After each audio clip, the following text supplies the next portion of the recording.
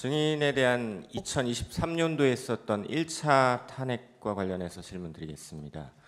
증인 2년 전 2023년 2월 8일에 재난대응조치 위반 그리고 품위 유지 의무 위반을 이유로 국회에서 1차로 탄핵 소추되셨죠. 네, 그렇습니다. 그리고 2023년 7월 25일 약 6개월이 지난 시점에 이곳 헌법재판소에서 재판관 전원 일치로 기각되셨죠. 네, 그렇습니다. 당시 증인에 대한 탄핵 소추가 기각된 사유가 무엇이었습니까? 재난 관련 재반 법령에 위반한 사실이 없고 성실 의무에 위반한 사실도 없으며 특히 이제 행안부 장관에게는 일반인들이 흔히 생각하는 경찰이나 소방에 관한 지휘 권한이 일체 없다는 사실이 중요한 근거가 되었던 것 같습니다. 네, 을 제79호증 제시하겠습니다. 증인에 대한 탄핵 소추가 이태원 참사와 관련되었던 것은 맞죠? 그렇습니다. 을 제79호증 판결문을 보면 북한의 지령을 받은 민주노총 간부들에 의해서 이태원 참사를 정쟁에 활용하라라는 북한의 지령을 받아서 그 혐의 포함 간첩죄로 중형이 선고되었었는데 이 사실 알고 계시죠? 네, 알고 있습니다. 당시 이런 판결을 보시면서 어떤 생각이 드셨습니까? 그때 저도 이제 언론을 통해서 이와 같은 사실을 접했는데요.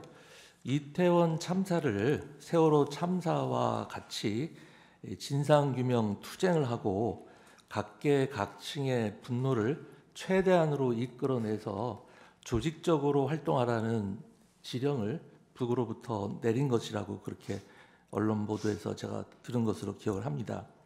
그래서 제가 이걸 보면서 이태원 참사와 같은 국가적 비극을 이렇게 사회 분열, 그다음에 체제 전복 수단으로 이용하고자 하는 조직적인 세력이 아직도 있구나라는 거에 대해서 제가 깜짝 놀랐고요. 게다가 이것은 정말 영화에서나 나올 법한 일인데 지금 우리 현실적으로 우리 바로 옆에서 이루어지고 있구나 하는 이런 생각을 하게 됐습니다. 네, 증인은 이 1차 탄핵 소추로 인해서 167일 동안 직무가 정지되셨었죠.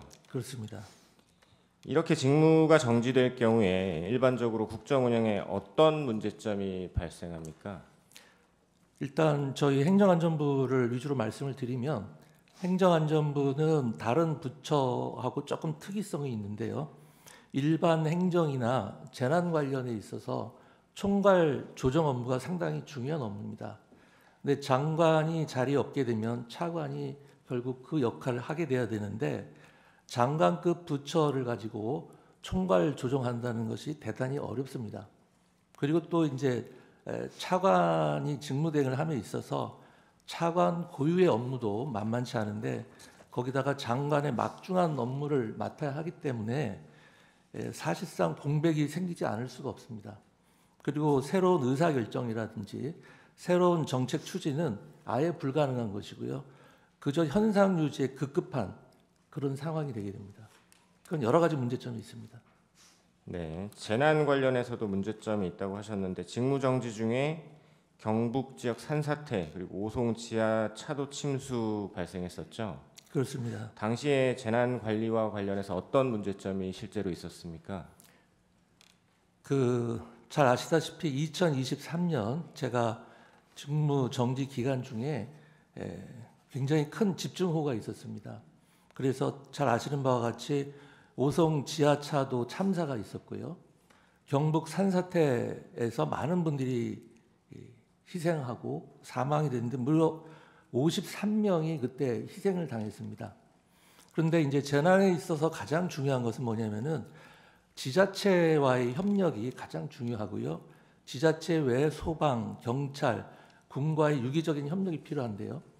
이 차관이 재난 담당 차관이 따로 있는 상황에서 행정 담당 차관이 이 업무를 도저히 해내갈 수가 없습니다. 그렇기 때문에 상당히 지장이 있었다고 생각이 되고요. 뭐 다소 자랑 같습니다만 제가 복귀한 작년의 경우에는 이 53명이 사망한 때보다 더 많은 집중호우가 내렸음에도 불구하고 사망자가 불과 6명에 그쳤습니다. 뭐 이러한 결과를 이룬 데 있어서는 수많은 분들이 적극 협력하고 뭐 운도 좋았다고 생각하지만 장관이 직접 나서서 일을 챙기는 것이 얼마나 중요한가를 하나의 큰 징표가 된다고 생각을 합니다. 네. 그리고 행안부 업무 중에 지방금융과 관련된 것도 있으시죠? 예, 저희가 새마을금고를 감독하고 있습니다. 그 2023년 7월에 새마을금고 뱅크런 사태 발생했었죠. 그렇습니다. 당시에는 어떤 문제가 구체적으로 있었습니까? 그 당시 새마을금고의 연체율이 급등하면서 거기 이제 가입자들이 예적금을 인출하는 소위 그 뱅크런 사태가 발생했습니다. 그 이유는 이제 연체율이 급등해서 예금자 보호 한도 범위 내로 지급받는 그런 상황을 피하기 위해서 사람들이 일거에 돈을 다 빼기 시작한 건데요. 그럴 경우에 그 예금 보호 한도가 5천만 원인가 그랬던 것 같은데 그런 한도를 풀어주고 그 다음에 기재부라든지 금감원, 금융위, 한국은행 등과 유기적인 협조를 해서 굵직굵직한 큰 정책을 결정을 하고 여러 가지 유기적인 협력이 필요한데 차관이 이런 장관급 기관들과 의사소통을 하는 데는 한계가 있었습니다. 그 당시에도 제가 직무에 있었으면 뭐 그때 잘 넘어가긴 했지만 조금 더 빨리 새마을금고 사태를 진정시킬 수 있지 않았을까 그런 생각을 하고 있습니다. 네. 그 행안부 업무 중에 지방 행정 재정과 관련해서는 우리 국민들이 모두 알고 있는 새만금 잼버리 파행 문제 발생했었죠. 네, 그렇습니다. 그때는 어떤 문제가 있었습니까? 이 새만금에서 이루어졌던 그 세계 청소년 잼버리 대회가 뭐 시작하기 전까지는 국민들이 잘 모르고 계셨었는데 상당히 큰 행사였습니다. 그런데 그 준비 기간 거의 전 기간 동안 제가 공동위원장 중에 한 명이었음에도 불구하고 직무집행 정지 중에 있었습니다. 만일 그때 제가 직무집행 정지가 아니었으면은 현장에도 가보고 여러 가지 필요한 사항은 무엇인지 뭐 부족한 점은 무엇인지 일일이 다 챙겼을 텐데 차관이 아까 말씀드린 바와 같이 자기 업무하기도 벅찬데 제 업무까지 하다 보니까 이 잼버리 업무를 거의 잘 챙기지 못한 것 같습니다. 그러다 보니까 제가 이곳 헌재에서 탄핵 심판 기각 결정을 받은 것이 잼버리 개막일 불과 5일 전이었습니다.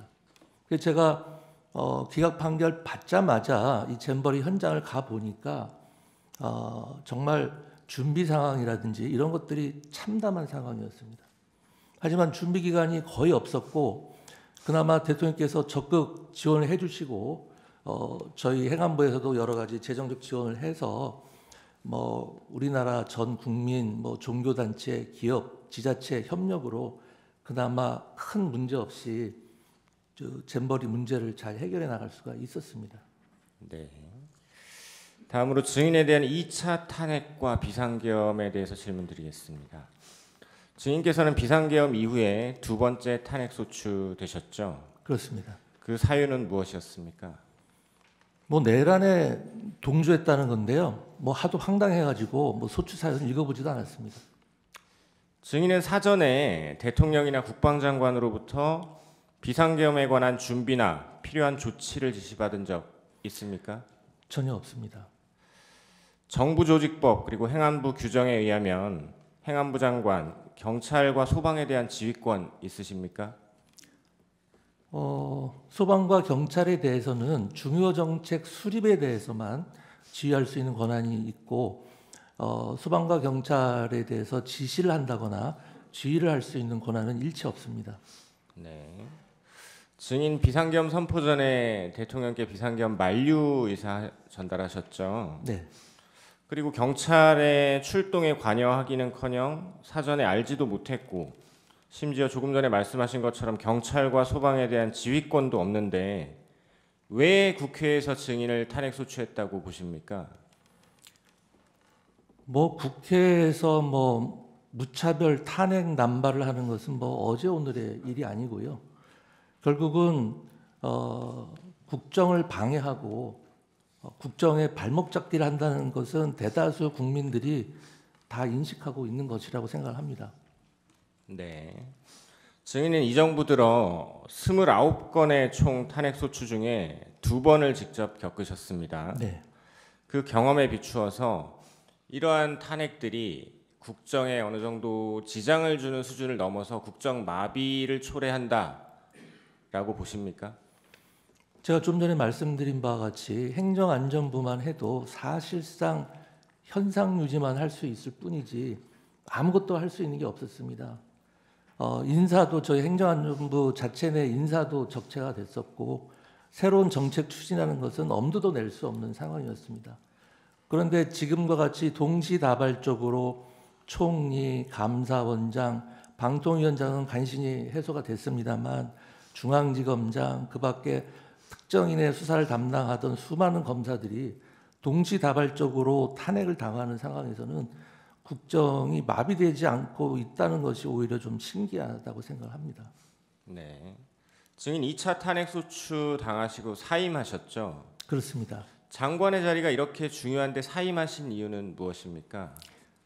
이 탄핵을 보통 당하게 되면 뭐 한 6개월, 반년 가까이 직무를 전혀 수행할 수 없게 되는데 제가 1차 탄핵 그 소추 기간 동안에 그 행정안전부가 얼마나 많은 기능의 장애가 있었고 고통을 당했는지 그리고 국정에 얼마나 많은 피해를 주고 결국 그 피해가 고스란히 국민들에게 돌아간다는 것을 너무나 잘 알고 있었습니다. 또다시 탄핵을 당하게 되면 탄핵 기간 중에서는 제가 사임할 수도 없고 새로운 장관을 임명할 수도 없습니다. 또다시 6개월이라는 반년이라는 긴 세월을 국정에 공백이 초래될 수밖에 없는 상황을 제가 다시 초래할 수는 없었습니다. 제 입장에서는 이 부당한 탄핵에 대해서 당당하게 맞서고 싶은 생각이 훨씬 더 컸습니다만 그로 인한 그 국정 부담 그리고 국민의 피해를 생각할 때 당연히 제가 개인적인 입장은 내려놔야 된다고 생각을 하고서 사퇴를 대통령님께 말씀을 드린 겁니다. 네. 다음으로 비상계엄 선포 전 국무회의에 관해 여쭤보겠습니다. 대통령께서 비상계엄 선포 이전에도 평소에도 이런 얘기 하신 적 있는지 한번 들어봐 주십시오. 야당이 국무위원들을 지속적으로 탄핵해서 국정의 마비가 초래된다. 위헌적인 입법안들을 계속해서 통과시켜 제2요구를 할 수밖에 없다. 이재명 대표에 대한 수사가 진행 중인데 관련 사건 특검법을 통과시키니 거부할 수밖에 없다. 2025년도 정부 예산 중에는 민생 예산, 범죄 수사에 필요한 예산, 미래산업 R&D 예산, 국방, 안보 관련 예산 등 중요 정부 정책 관련 예산들을 모조리 삭감해서 일을 할 수가 없다. 이런 문제점 토로하는 거 들어보셨습니까? 예, 통상 이제 국무회의를 일주일에 한 번씩 하는데 대통령께서는 격주 간격으로 주재를 하십니다. 그러면 국무회의 때 모두 말씀과 마무리 말씀이 있는데 모두 말씀은 그대로 방송에 담기기 때문에 모두 말씀 때는 그런 말씀을 안 하셨는데 보통 마무리 말씀은 이제 비공개 상황이기 때문에 그런 말씀을 자주 하셨고 각종 행사에 제가 수행하는 경우가 많았는데 그 행사 전후로 한 환담장이라든지 오만찬 자리에서 그런 말씀을 많이 하시면서 고충을 토로하신 적이 꽤 있습니다. 네. 현재 국무회의 구성은 여가부 장관 공석 제외하고 20명이죠. 그렇습니다. 이 국무회의는 심의기관입니까? 의결기관입니까?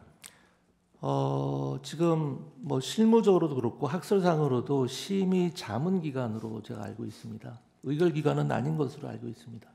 그럼 의결기관, 국무회의를 네. 예.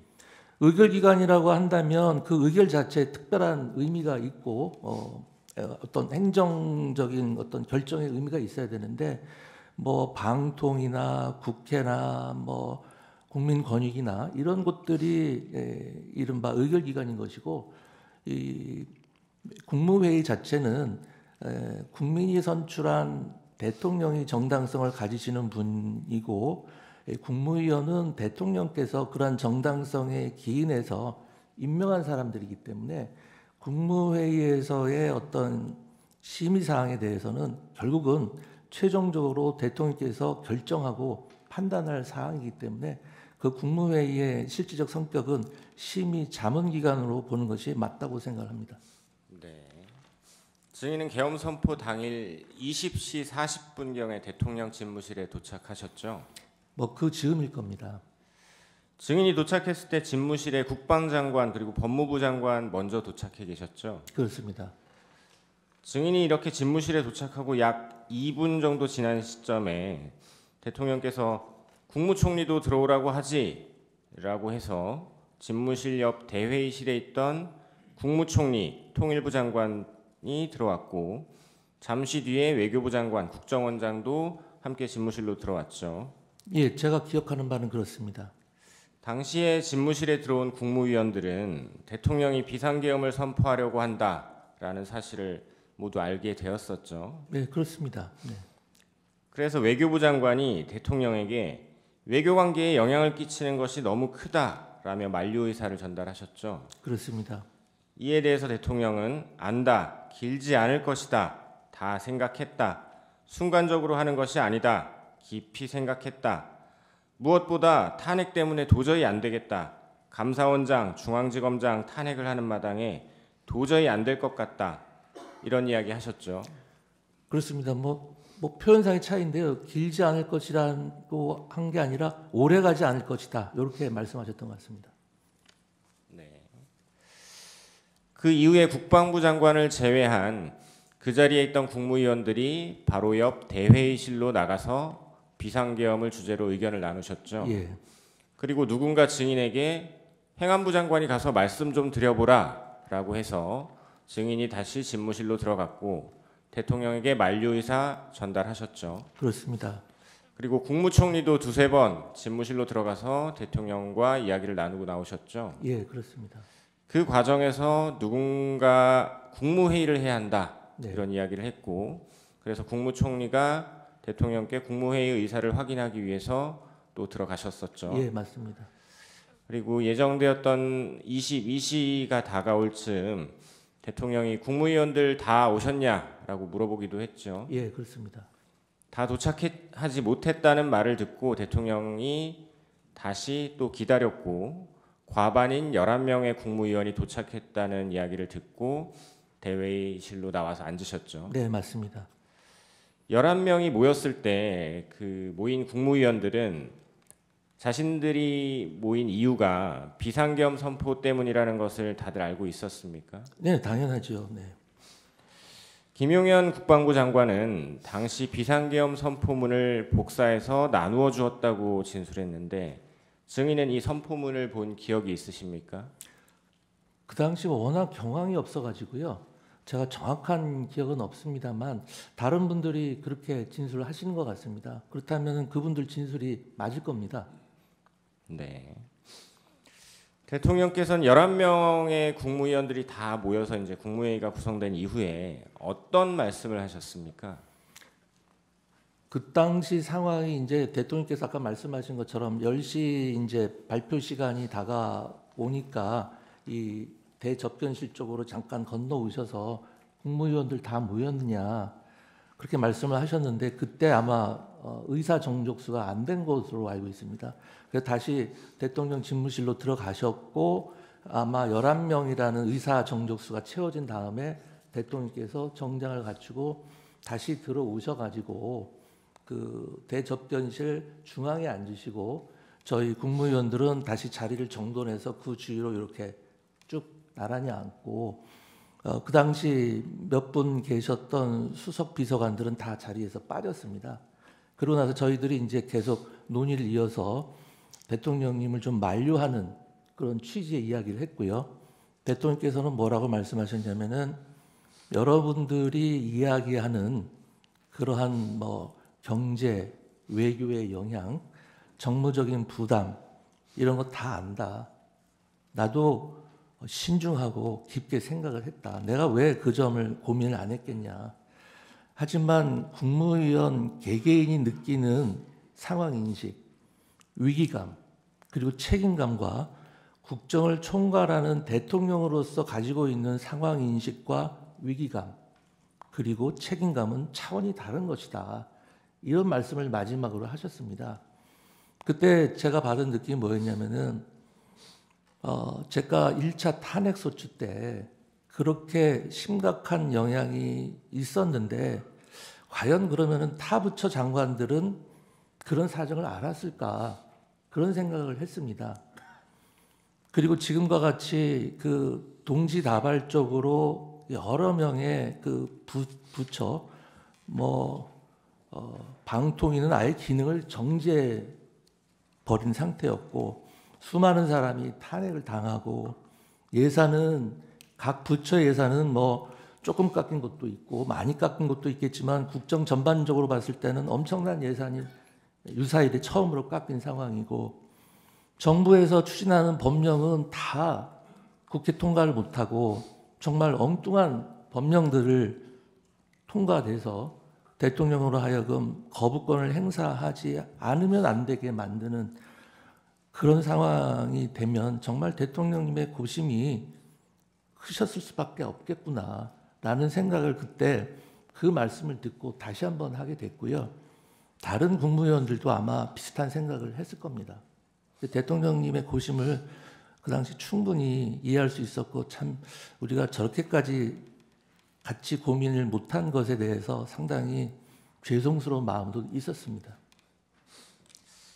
그러면 국무회의 당시의 비상계엄 선포에 대해서 찬성 또는 반대 의견을 밝힌 국무위원들도 있으셨죠? 그 당시 분위기를 정확히 말씀드리면요.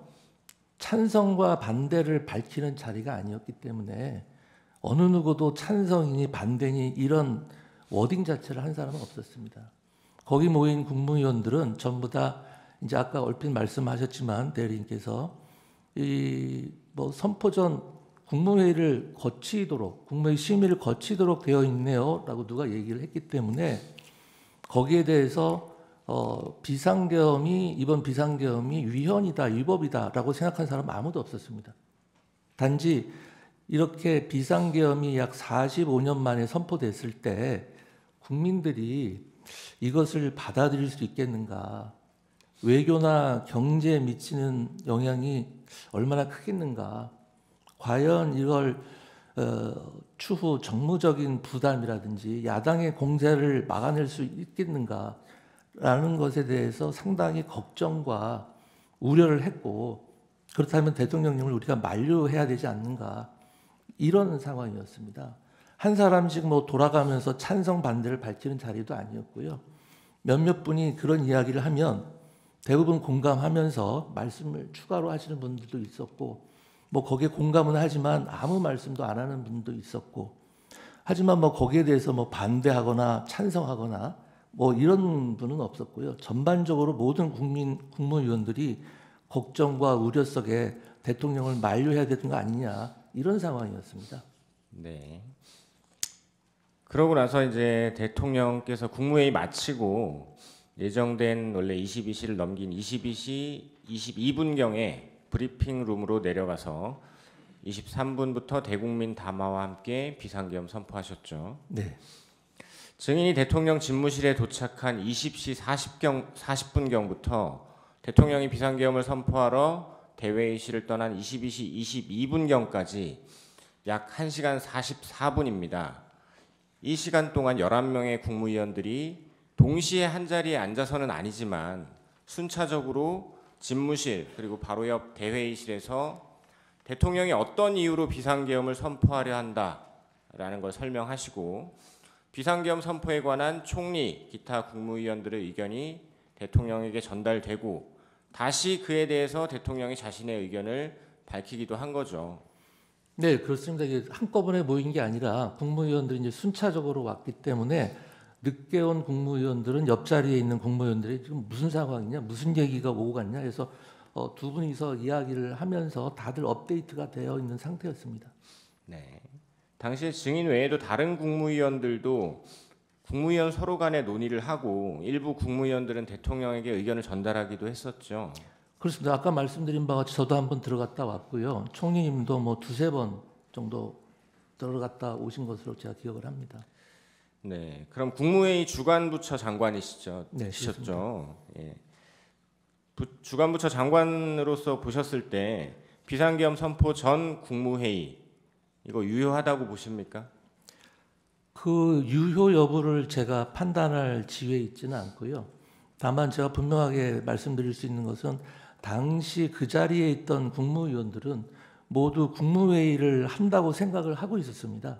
왜 그러냐면은 아까 이야기가 나왔습니다만 국무회의 심의를 거쳐야 하는 것이 아니냐라는 이야기가 있었고 그에 따라서 총리님께서 대통령님 의사를 확인하러 다녀오셔서 대통령께서 국무회의 개최를 지시하셨다.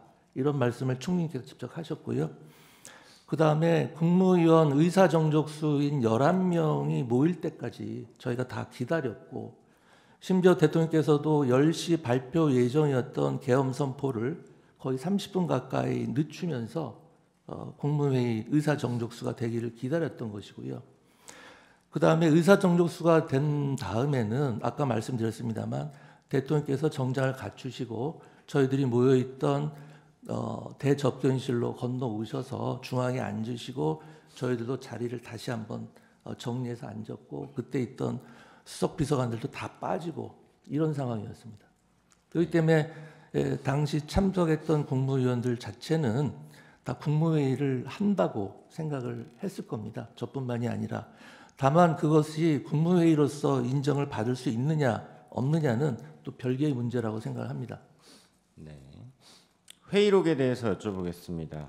국무회의 끝나고 누군가 회의록은 만들어야 되지 않냐라고 해서 증인이 대통령 부속실 직원에게 참석자, 모인 시간, 헤어진 시간, 발언 요지를 메모해 주라라고 하셨죠. 그렇습니다. 통상 국무회의 회의록은 언제 작성됩니까? 국무회의가 개최된 때로부터 빠르면 7일, 통상 뭐 한 열흘 이내 이렇게 만들어지는 것으로 알고 있습니다. 네. 비상계엄 선포 당시 회의록이 작성되지 않은 이유는 무엇입니까? 이 첫 번째 이유는요. 원래 그 회의록 작성의 책임자는 저희 행안부의 의정관이 작성하도록 되어 있는데 그 당시 국무회의에 의정관이 참석을 간사입니다. 간사인데 이 간사가 참석을 못했기 때문에 국무회의 참석자라든지 개최 시간, 종료 시간, 발언 요지 등을 확인하는 데 시간이 걸렸을 것이고요. 무엇보다도 이제 그 비상계엄 선포 이후에 비상계엄이 뭐 내란이다라고 몰아붙이면서 회의록 작성을 하는 것이 비상계엄에 동조하거나 비상계엄을 방조하는 것이 아니냐라는 분위기가 형성돼 있었던 것 같습니다. 그런 상황에서 더 이상 회의록을 작성할 수는 없었을 것이라고 생각을 하고요. 제가 12월 8일자로 사퇴를 했기 때문에 그 이후의 정황에 대해서는 제가 자세히 잘 모르겠습니다. 네. 국무위원들 국무회의 후에 부서는 실제로 어떻게 이루어집니까? 부서는 국무회의를 마친 다음에 그 관계 장관들이 자기 집무실로 돌아가서 전자적인 서명을 하는 방식으로 이루어집니다. 그럼 이 사건 비상계엄 선포 관련 국무회의 때 부서가 없었던 이유가 무엇이라고 생각하십니까? 제가 알기로는 부서의 시점에 대해서는 특별한 규정이 없는 것으로 알고 있습니다. 이번 비상계엄과 같은 아주 특수하고 급박한 상황에서는 그렇기 때문에 부서가 사후적으로도 이루어질 수 있다고 개인적으로 생각을 하는데 아까도 말씀드렸다시피 비상계엄이 선포됐던 시간이 워낙 짧고 그 이후에 내란이다 뭐다 각종 혼란스러운 상황이 이어졌기 때문에 소관 부처에서도 부서를 한다는 것을 놓친 것이 아닌가 이런 생각을 합니다. 네. 부서라는 것은 계엄 선포 같은 대통령의 법적 행위에 대해서 하는 거지 국무회의록에다가 부서하는 거는 그건 전혀 아닙니다. 그건 아니죠. 네, 전혀 아닙니다. 잘못 말씀하신 것 같아서. 아니 그러니까요. 국무회의록에 부서하는 거는 아니잖아요. 아닙니다. 네. 그러니까 계엄 선포면은 국방장관, 관계장관과 총리, 대통령이 하는데 그런 거는 사후에도 할 수 있는 문제예요. 네네. 그런 취지로 드린 말씀인데 약간 좀 오해가 있었던 것 같습니다. 국무회의 자체에 대해서는 부서가 없고요. 대통령의 행위에 대해서 부서를 하는 겁니다. 국무회의 심의를 거친.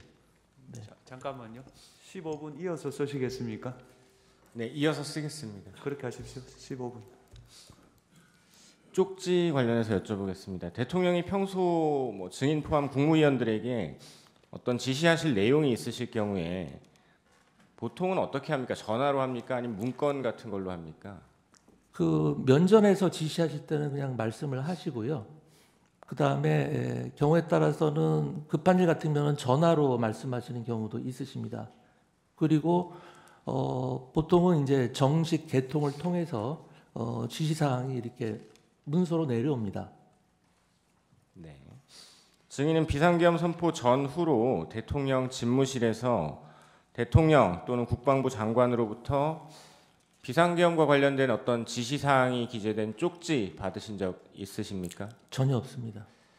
그러면 대통령이나 국방부 장관이 쪽지를 주진 않았지만 보여주면서 어떤 지시 내용을 알려준 적은 있습니까?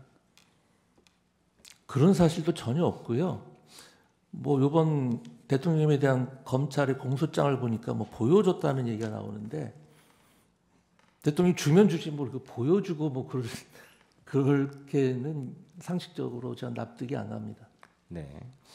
대통령이나 국방부 장관으로부터 언론사 등 특정 건물에 대한 단수에 대한 조치를 구두로라도 지시받은 적 있습니까? 전혀 없습니다. 그런데 언론을 보면 증인께서 소방청장에게 몇 군데 단수를 지시했다는 이야기가 계속 나오는데 소방청장과 통화는 하셨죠? 통화했습니다. 왜 통화하신 거고 어떤 이야기 했는지 말씀해 주실 수 있습니까? 조금 설명이 필요한데요. 제가 대통령실에서 종이 쪽지 몇 개를 좀 멀리서 이렇게 본 게 있습니다. 그런데 그 쪽지 중에는 소방청 단전 단수 이런 내용이 적혀져 있었습니다. 그때가 언제였냐면은 제가 대통령님께 이제 그 국무위원들의 분위기, 국무위원들이 생각하는 거 그런 만류하러 들어간 자리에서 한 짧게 한 1, 2분 머물 때 잠깐 얼핏 보게 된 건데요. 그리고 나서 이제 비상계엄이 선포가 되고 제가 이제 광화문으로 돌아가는 제 차 안에서 그 쪽지 본 게 생각이 났습니다. 그런데 그 쪽지가 어떤 맥락에서 작성이 되고 어떤 의미인지는 잘 모르겠지만 제가 본 대로 만약에 단전 단수를 소방이 한다고 할 경우에 이것을 무작정 하게 되면 거기 국민들에게 큰 안전사고가 발생할 수도 있겠다. 경우에 따라서는 큰 인사사고가 갑자기 단전 단수를 하면 인사사고가 발생할 수 있겠다라는 생각이 들었고 사무실로 돌아가는 내내 그게 굉장히 마음에 쓰였습니다. 그래서 사무실로 돌아간 다음에 이제 큰 사건 사고고 접수된 거는 없는지 어떤 각종 시위나 충돌 같은 상황은 없는지 그런 상황이 전반적으로 궁금해서 제가 경찰청장과 소방청장에게 차례로 전화를 했습니다. 소방청장에게 전화하면서도 그런 것들을 물어본 다음에 아까 그 쪽지가 생각이 또 나고 걱정이 돼서 만일의 경우를 대비해서 국민의 안전에 대해서 최우선적으로 그리고 꼼꼼히 챙겨달라라는 취지에 당부를 한 거고 뭐 언론이나 이런 데서 일부 보도되는 것처럼 제가 소방청장에게 단전 단수를 지시한 것이 아닙니다. 아까 말씀드렸습니다만 행정안전부 장관에게는 소방청장을 지휘하거나 어떤 지시를 할 권한이 전혀 없습니다. 그리고 제가 2년 넘게 행정안전부 장관으로 재임하면서 역대 소방청장이나 지금의 허석권 소방청장님에게 어떠한 지시를 한다거나 뭘 하세요, 하지 마세요 이런 이야기를 일체 한 적이 없습니다. 만일 대통령께서 저한테 어떤 지시를 했다면 비상계엄이라는 그런 급박한 상황에서 제가 최대한 신속하게 소방청장에게 그러한 내용을 전달을 하지 대통령의 지시사항을 무려 2시간 넘게 뭉개고 있다가 소방청장에게 전화하는 기회에 갑자기 전달하지는 않았을 겁니다. 그리고 무엇보다 제게 소방청장을 지휘하거나 여태까지 그런 적이 한 번도 없었기 때문에 그런 얘기를 한다고 하더라도 제가 지시하는 형태가 아니라 대통령님의 지시사항을 내가 전달하는 것이다. 이렇게 얘기를 했을 겁니다. 그럼 증인이 보셨다는 그 종이 문건 대통령 아닌 다른 누군가가 증인에게 전달한 적은 없습니까? 전혀 없습니다. 그러면 그 종이에 적혀 있다는 지금 언론에 언급되는 몇몇 장소에 계엄군이 가지도 않은 거 알고 계시죠? 네, 알고 있습니다. 그럼 상식적으로 그 장소들에 대한 단전단수 얘기도 필요 없는 거죠? 그렇죠. 당연하죠. 단전단수 관련해서 대통령 지시나 국방부 장관 협조 요청도 따로 받은 적 없으시죠? 없습니다. 대통령이 단전단수가 만약에 필요했다라고 생각하면 증인에게 직접 지시를 하셨을 텐데 직접 지시하지 않으신 이유가 뭐라고 생각하십니까? 가장 근본적인 이유는 이번 비상계엄에서 그러한 조치는 아예 배제됐기 때문에 지시를 할 이유가 없었다고 생각을 하고요. 이태원 참사 이후에 헌재 결정문에도 나와 있지만은 행안부 장관에게 경찰이나 소방에 대한 지시 권한이 없다는 것은 다 알려진 상황이었고 대통령께서 누구보다도 그 점을 잘 알고 계시기 때문에 저한테 그런 유형의 지시를 내릴 일이 없었을 겁니다. 네. 그럼 증인은 대통령이나 국방부 장관이 증인 말고 최상목 경제부총리에게 쪽지 주는 거 보셨습니까? 저는 못 봤습니다. 네. 다음 행안부 간부회의 관련해서 몇 가지 묻겠습니다.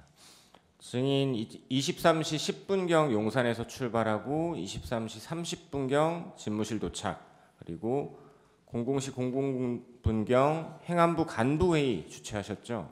네, 간부회의에서 경찰국장이 경찰이 의원, 보좌관, 언론인들을 신분이 확인되면 국회에 출입시키고 있다라고 이야기했었죠. 네 그렇습니다.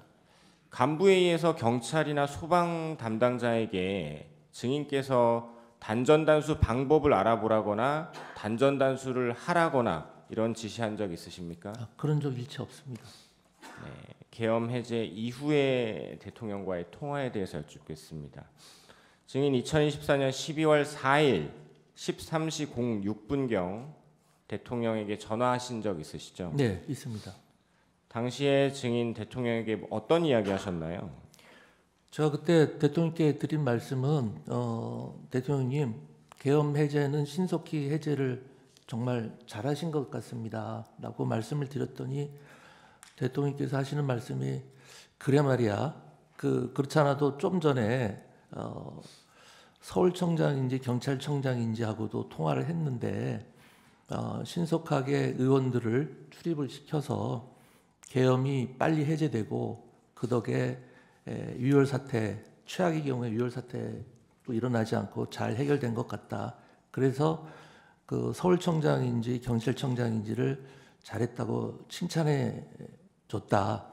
이런 취지의 말씀을 하셨습니다. 네. 그리고 같은 날 13시 45분경에 이번에는 대통령이 증인에게 전화하셨죠. 네네.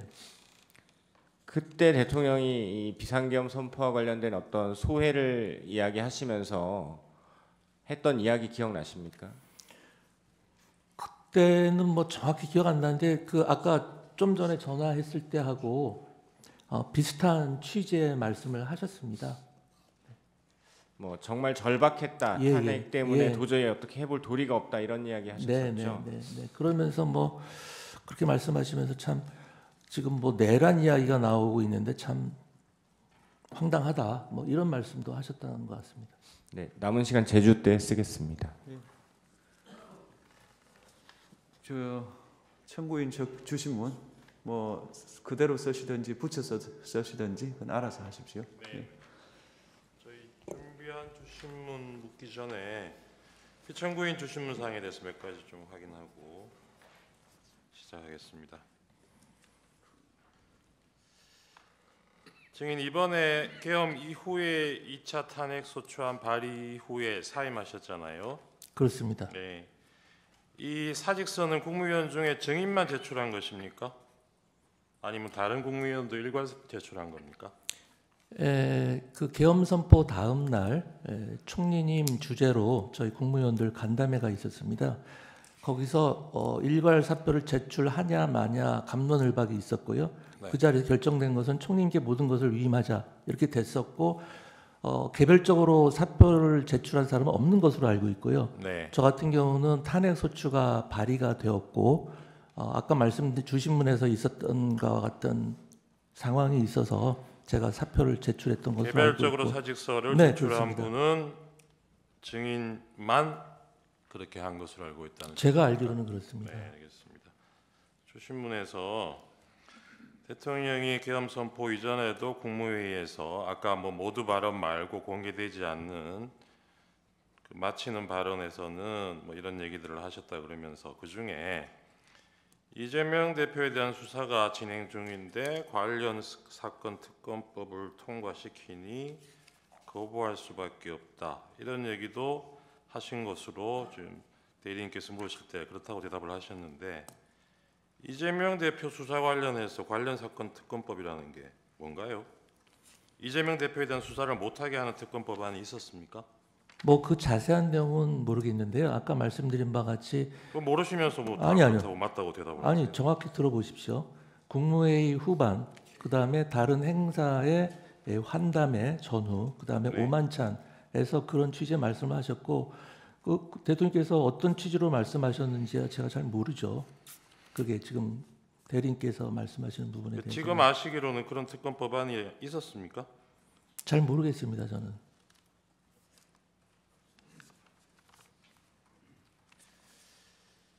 증인 도착하셨을 때 국방부 장관이 있었고 법무부 장관 미리 와 있었죠. 그렇습니다. 그리고 국무총리도 와 있었고요. 네. 한 7명 정도 모인 상태였던 것 같은데 그때가 한 8시 40분? 아마 8시 40분 조금 지난 시간이었을 겁니다. 이 7명이 증인도 마찬가지 증인 포함해서요. 이 7명이 이날 국무회의를 한다고 알고 온 사람이 있었습니까? 다른 분은 잘 모르겠고요. 네. 저는 국무회의를 한다고 간 것은 아닙니다. 그렇죠. 네. 그리고 여기서 뭐 이 단계에서 이 시점에서 다른 국무위원들 마저 도착할 때까지 국무회의 정족수 채우기 위해서 그거 기다리고 있던 상황도 아니죠. 맨 처음에 대통령 집무실에 모였을 때는 그렇습니다. 그렇죠. 네. 그 나중에 국무총리가 한덕수 총리가 이거는 뭐 누군지는 모르겠지만 국무회의 거쳐야 되는 거 아니냐는 얘기가 나와서 그때 나머지 국무위원들 부르기 시작한 거고 그 이전 상황에서는 이거 국무회의 전제로 뭐 다른 국무위원들 기다리고 있거나 이런 상황은 아니었던 거죠.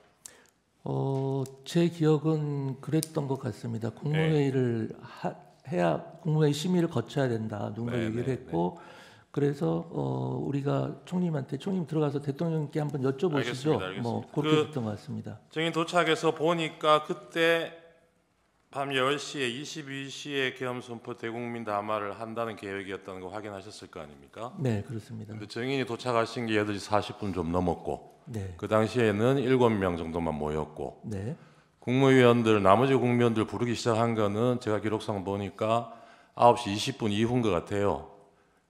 그 최상목 부총리가 그 뒤에 제일 먼저 도착한 사람 같은데 거기도 전화 받은 게 9시 35분이라 그래요. 뭐 그런 내용은 제가 잘 그러니까요. 모릅니다. 이 처음에 대국민 담화를 10시로 잡았을 때는 그 전에 국무회의를 거친다 이런 계획은 없었던 걸로 봐야 되겠죠. 그건 제가 모르겠습니다. 대통령께서 시간상으로 그렇다는 겁니다. 네, 어떤 생각을 갖고 계셨는지 잘 알 수가 없습니다. 네.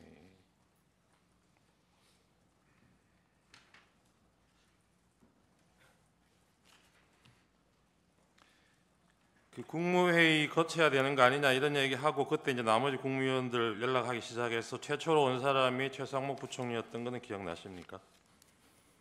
국무위원들 도착 순서라든지 그런 것은 기억을 하지 못하고 있습니다. 그 네. 당시 뭐 그걸 일일이 확인하거나 기억에 남아 있지 않는 아까 상황이었습니다.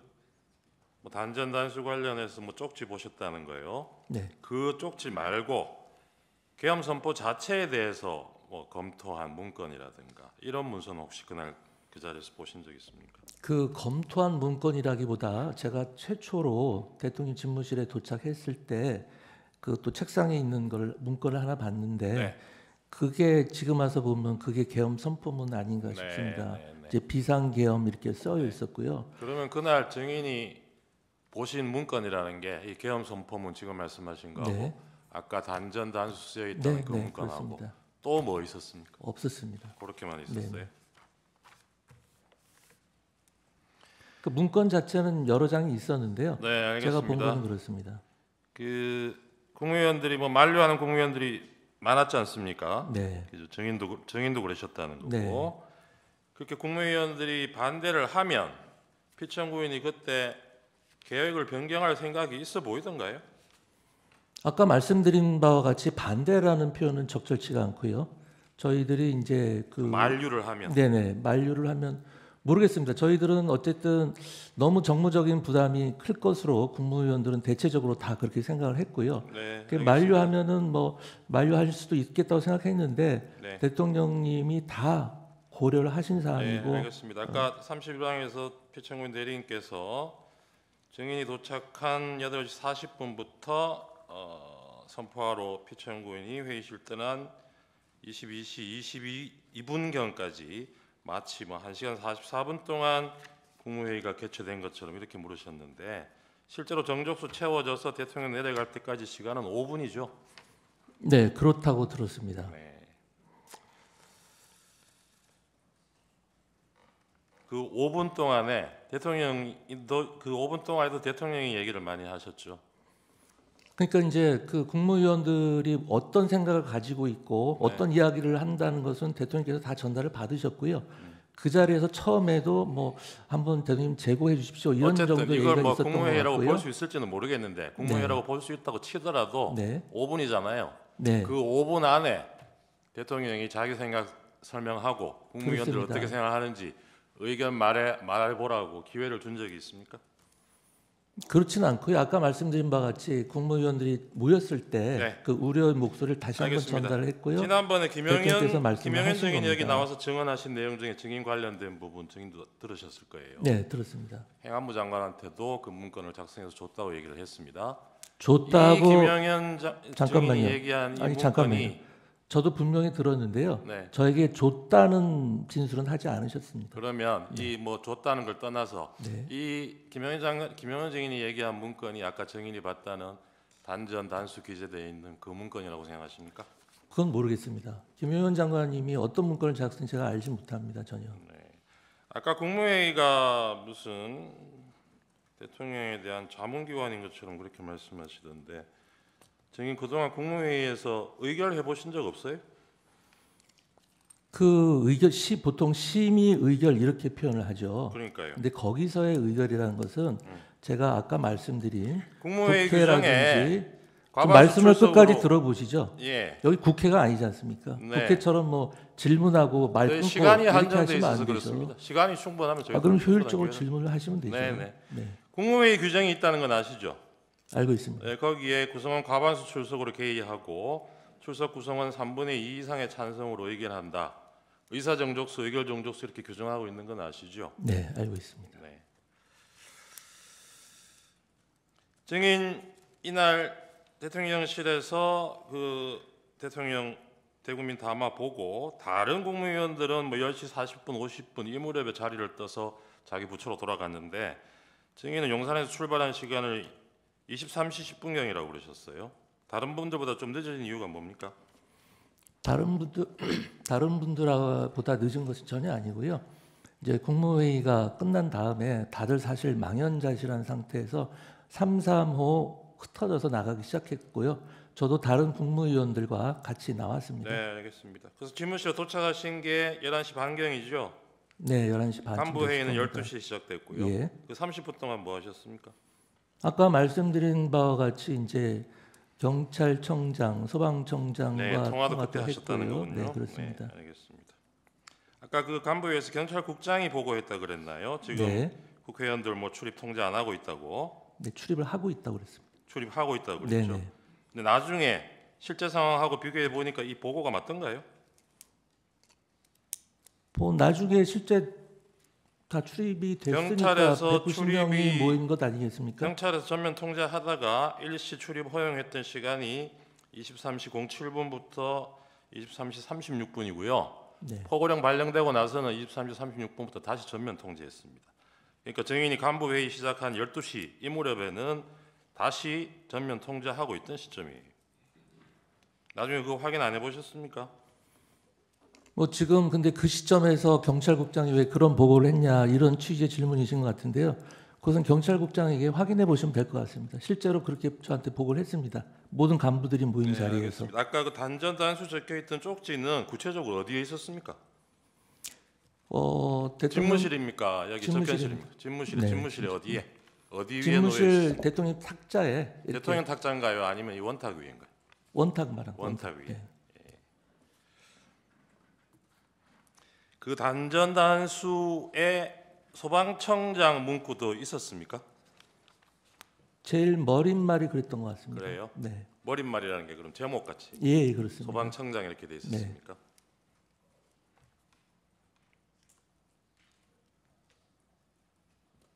아까 저 표창구인 대리인 물으실 때는 이게 대통령이 이런 관련 지시를 했으면 2시간이나 있다가 이 소방청장한테 전화를 했겠느냐 그랬는데 실제로 전화한 시간은 계엄 선포되고 1시간 정도 뒤죠.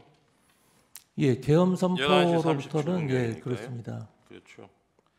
그 소방청장 통화하기 직전에 경찰청장하고도 통화하셨죠. 그렇습니다. 아까 거기에 적혀 있던 장소 MBC 여론조사 꽃 기억나십니까? 네, 또 뭐 있었습니까? 한겨레, 한겨레도 경향신문, 있었던 것 같고요. JTBC 맞습니까? 뭐 대충 그 정도였을 겁니다. 예, 이런 장소에 아까 출동 안 한 걸로 알고 있다 그러셨는데요. 네, 다른 데는 몰라도 MBC하고 여론조사 꽃에는 계엄군이 출동을 했죠. 그건 확인 못 하셨어요? 그건 제가 몰랐던 사실입니다. 예. 여론조사 꽃에는 거기 계엄군 출동해서 한동안 머물렀고 MBC 쪽으로도 출동을 가다가 계엄 해제되는 바람에 돌아왔다고 그럽니다. 그런 내용은 확인 안 해보셨나요? 네, 그런 거 잘 모릅니다. 그리고 증인 그 다음 날 대통령하고 통화하면서 즉석 해제 해제건이 즉석에서 받아들인 거 정말 잘하셨다 이렇게 얘기하셨다 그랬잖아요. 네. 즉석에서 받아들였는지 안 했는지 어떻게 아세요? 계엄 해제가 국회에서 요청이 해제된 게 이루어진 1시 이후에 3분입니다. 예, 바로 그리고 한 것으로 알고 있습니다. 그 한 10분 뒤에 1시 15분쯤 대통령이 그 합참 지휘통제실에 내려가서 한 30분 동안 머물러 있었다는 건 알고 계세요? 뭐 그런 내용에 대해서 자세히 잘 모릅니다. 거기서 무슨 얘기 했는지는 혹시 나중에 들으신 얘기 없습니까? 모릅니다. 네네. 이상입니다. 준비한 반대십니다. 주신문. 네. 21항을 좀 먼저 묻겠습니다. 아까 주신문에서 피청구인에 대한 공소장의 내용을 대강을 알고 계신 것 같아요. 보신 적이 있으세요? 다 보진 않고요. 제가 관계된 부분만 봤습니다. 예, 제가 다시 한번 읽어볼게요. 증인과 관련된 부분입니다. 피청구인이 대통령 집무실로 다시 들어온 증인에게 자정 무렵에 경향신문, 한겨레신문, MBC, JTBC 여론조사 꽃을 봉쇄하고 소방청을 통해 단전단수를 하라라는 내용이 기재된 문건을 보여줬다. 이렇게 기재되어 있는데 그렇게 말씀하셨거든요. 그런 정도는 알고 계신다는 거네요. 저한테 뭘 보여주거나 이런 적은 없다니고 아니, 아까 말씀드렸는데. 이 공소장 내용을 네. 이 정도는 알고 계시는 아, 거죠? 네, 그렇습니다. 또 이런 내용도 있습니다. 증인이 경찰청장에게 전화해서 조치 사항을 확인한 다음 잠시만 이해드리겠습니다. 지금 공소장 피청구인 공소장에 대해서 어떤 근거로 말씀을 하시는 거죠? 아까 증인이 답변을 그렇게 하셨습니다. 공소장 지금 내용을 얘기하고 계셔서 읽고 계셔서 증인이 답변을 그렇게 하셨어요. 공소장에는 이렇게 돼 있는데 자기가 알기로는 아니다. 이렇게 답변을 근데 하셨습니다. 지금 공소장 내용을 그대로 읽으시듯이 하고 계셔서 그걸 어디서 입수해서 어떤 근거로 지금 말씀하시는 건지 여쭙겠습니다. 공소장은 저희가 서정으로도 냈고요. 피청구인은 그 공소장 내용 모르세요, 대리님께서는? 저희는 알고 있습니다만 네. 몇 호증으로 내셨나요? 저희가 오늘 서정으로 냈습니다. 증거인부 안 했습니다. 제가 제시하지는 않았습니다. 네, 공소장 언급은 좀 피하면서 하시죠. 네. 예. 예, 알겠습니다. 그래서 증인은 12월 3일 날 밤 11시 34분경에 경찰청장 조지호와 통화한 사실이 있는데 그런 사실은 있지요? 네, 그렇습니다. 그리고 그 직전에 포고령이 선포된 것도 혹시 알고 계신가요? 계엄사령관에 그 의해서. 전인지 후인지는 모르겠습니다만 포고령 이야기는 듣긴 들었던 것 같습니다. 또 3분 뒤에 밤 11시 37분경에 소방청장 허석곤에게도 전화했는데 네, 그런 사실은 있고요. 네, 그렇습니다. 그다음에 오늘 처음 얘기하신 거거든요. 네, 그 문건에 단전 단수, 소방청장 이런 내용은 기억이 난다. 네, 네. 오늘 처음 말씀하신 거라서 그러면 그 소방청장이나 다른 뭐 경찰청장 이런 문건들이 있었다는 건가요? 제목으로 적혀 있는? 제가 본 거는 그걸 본 겁니다. 그리고 오늘 처음 얘기한 게 아니라요. 네. 이미 검찰에서 상세하게 다 진술을 한 내용입니다. 오늘 예. 말씀드린 내용은. 이채원 고인이 기소되기 직전에 증인 검찰에서 한 차례 더 조사 받으셨죠? 뭐 시기는 잘 모르겠습니다만 검찰에서 조사 12월 받은 적이 16일 있습니다. 날 경찰청 수사단에서 네네. 조사받은 거 외에 네, 경찰에서 조사 받으셨고 그 이후에 기소된 것 같거든요. 제가 이제 그러니까- 경찰에서 한번 조사를 받았고요. 네. 그 다음에 그 이후에 1월일 겁니다. 1월 중순쯤에 검찰에서 또 조사를 받았고요. 그러면 검찰에서는 이런 얘기를 하셨다 이 다 말씀이신가요? 했습니다. 네, 다 했습니다. 상세하게 진술을 다 했습니다. 12월 3일 날 자정 무렵에 간부회의, 행안부 간부회의 했다고 했잖아요. 네, 경찰국장과 재난안전관리본부 간부들도 참석했습니까? 그때 이제 서울에 있는 사람들은 서울 광화문 사무소로 모이고요. 세종에 있던 사람들은 세종에서 영상으로 참여를 했기 때문에 제가 누가 참여했는지는 일일이 확인을 못했습니다. 영상으로라도 이 두 사람은 두 관계자는 참석했냐고 묻는 겁니다. 그 영상은 발언하는 사람만 비추기 때문에 그냥 앉아 있는 사람 비추지 않기 때문에 누가 나와 있는지를 정확히 알 수가 없었습니다. 예. 그럼 경찰이나 소방에 대해서 어떤 내용을 확인하려면 그 간부회의도 참석했던 경찰국장이나 재난안전본부의 뭐 간부를 통해서 확인할 수도 있지 않습니까? 그 사람들이 그 회의에 참석할지 안 할지 제가 알 수가 없지 않습니까? 그날 자정 무렵에 간부회의에 경찰국장 박현수는 참석하지 않았습니까? 아니 제가 실장 위주로 참석을 하라고 했고요. 이제 그 경찰국장이나 비상대비 정책국장 같은 경우는 제 직속 국장이기 때문에 그 사람들은 참석 대상이긴 한데 그 사람들이 갑자기 통보를 받고서 참석할지 안 할지 제가 알 수가 없죠.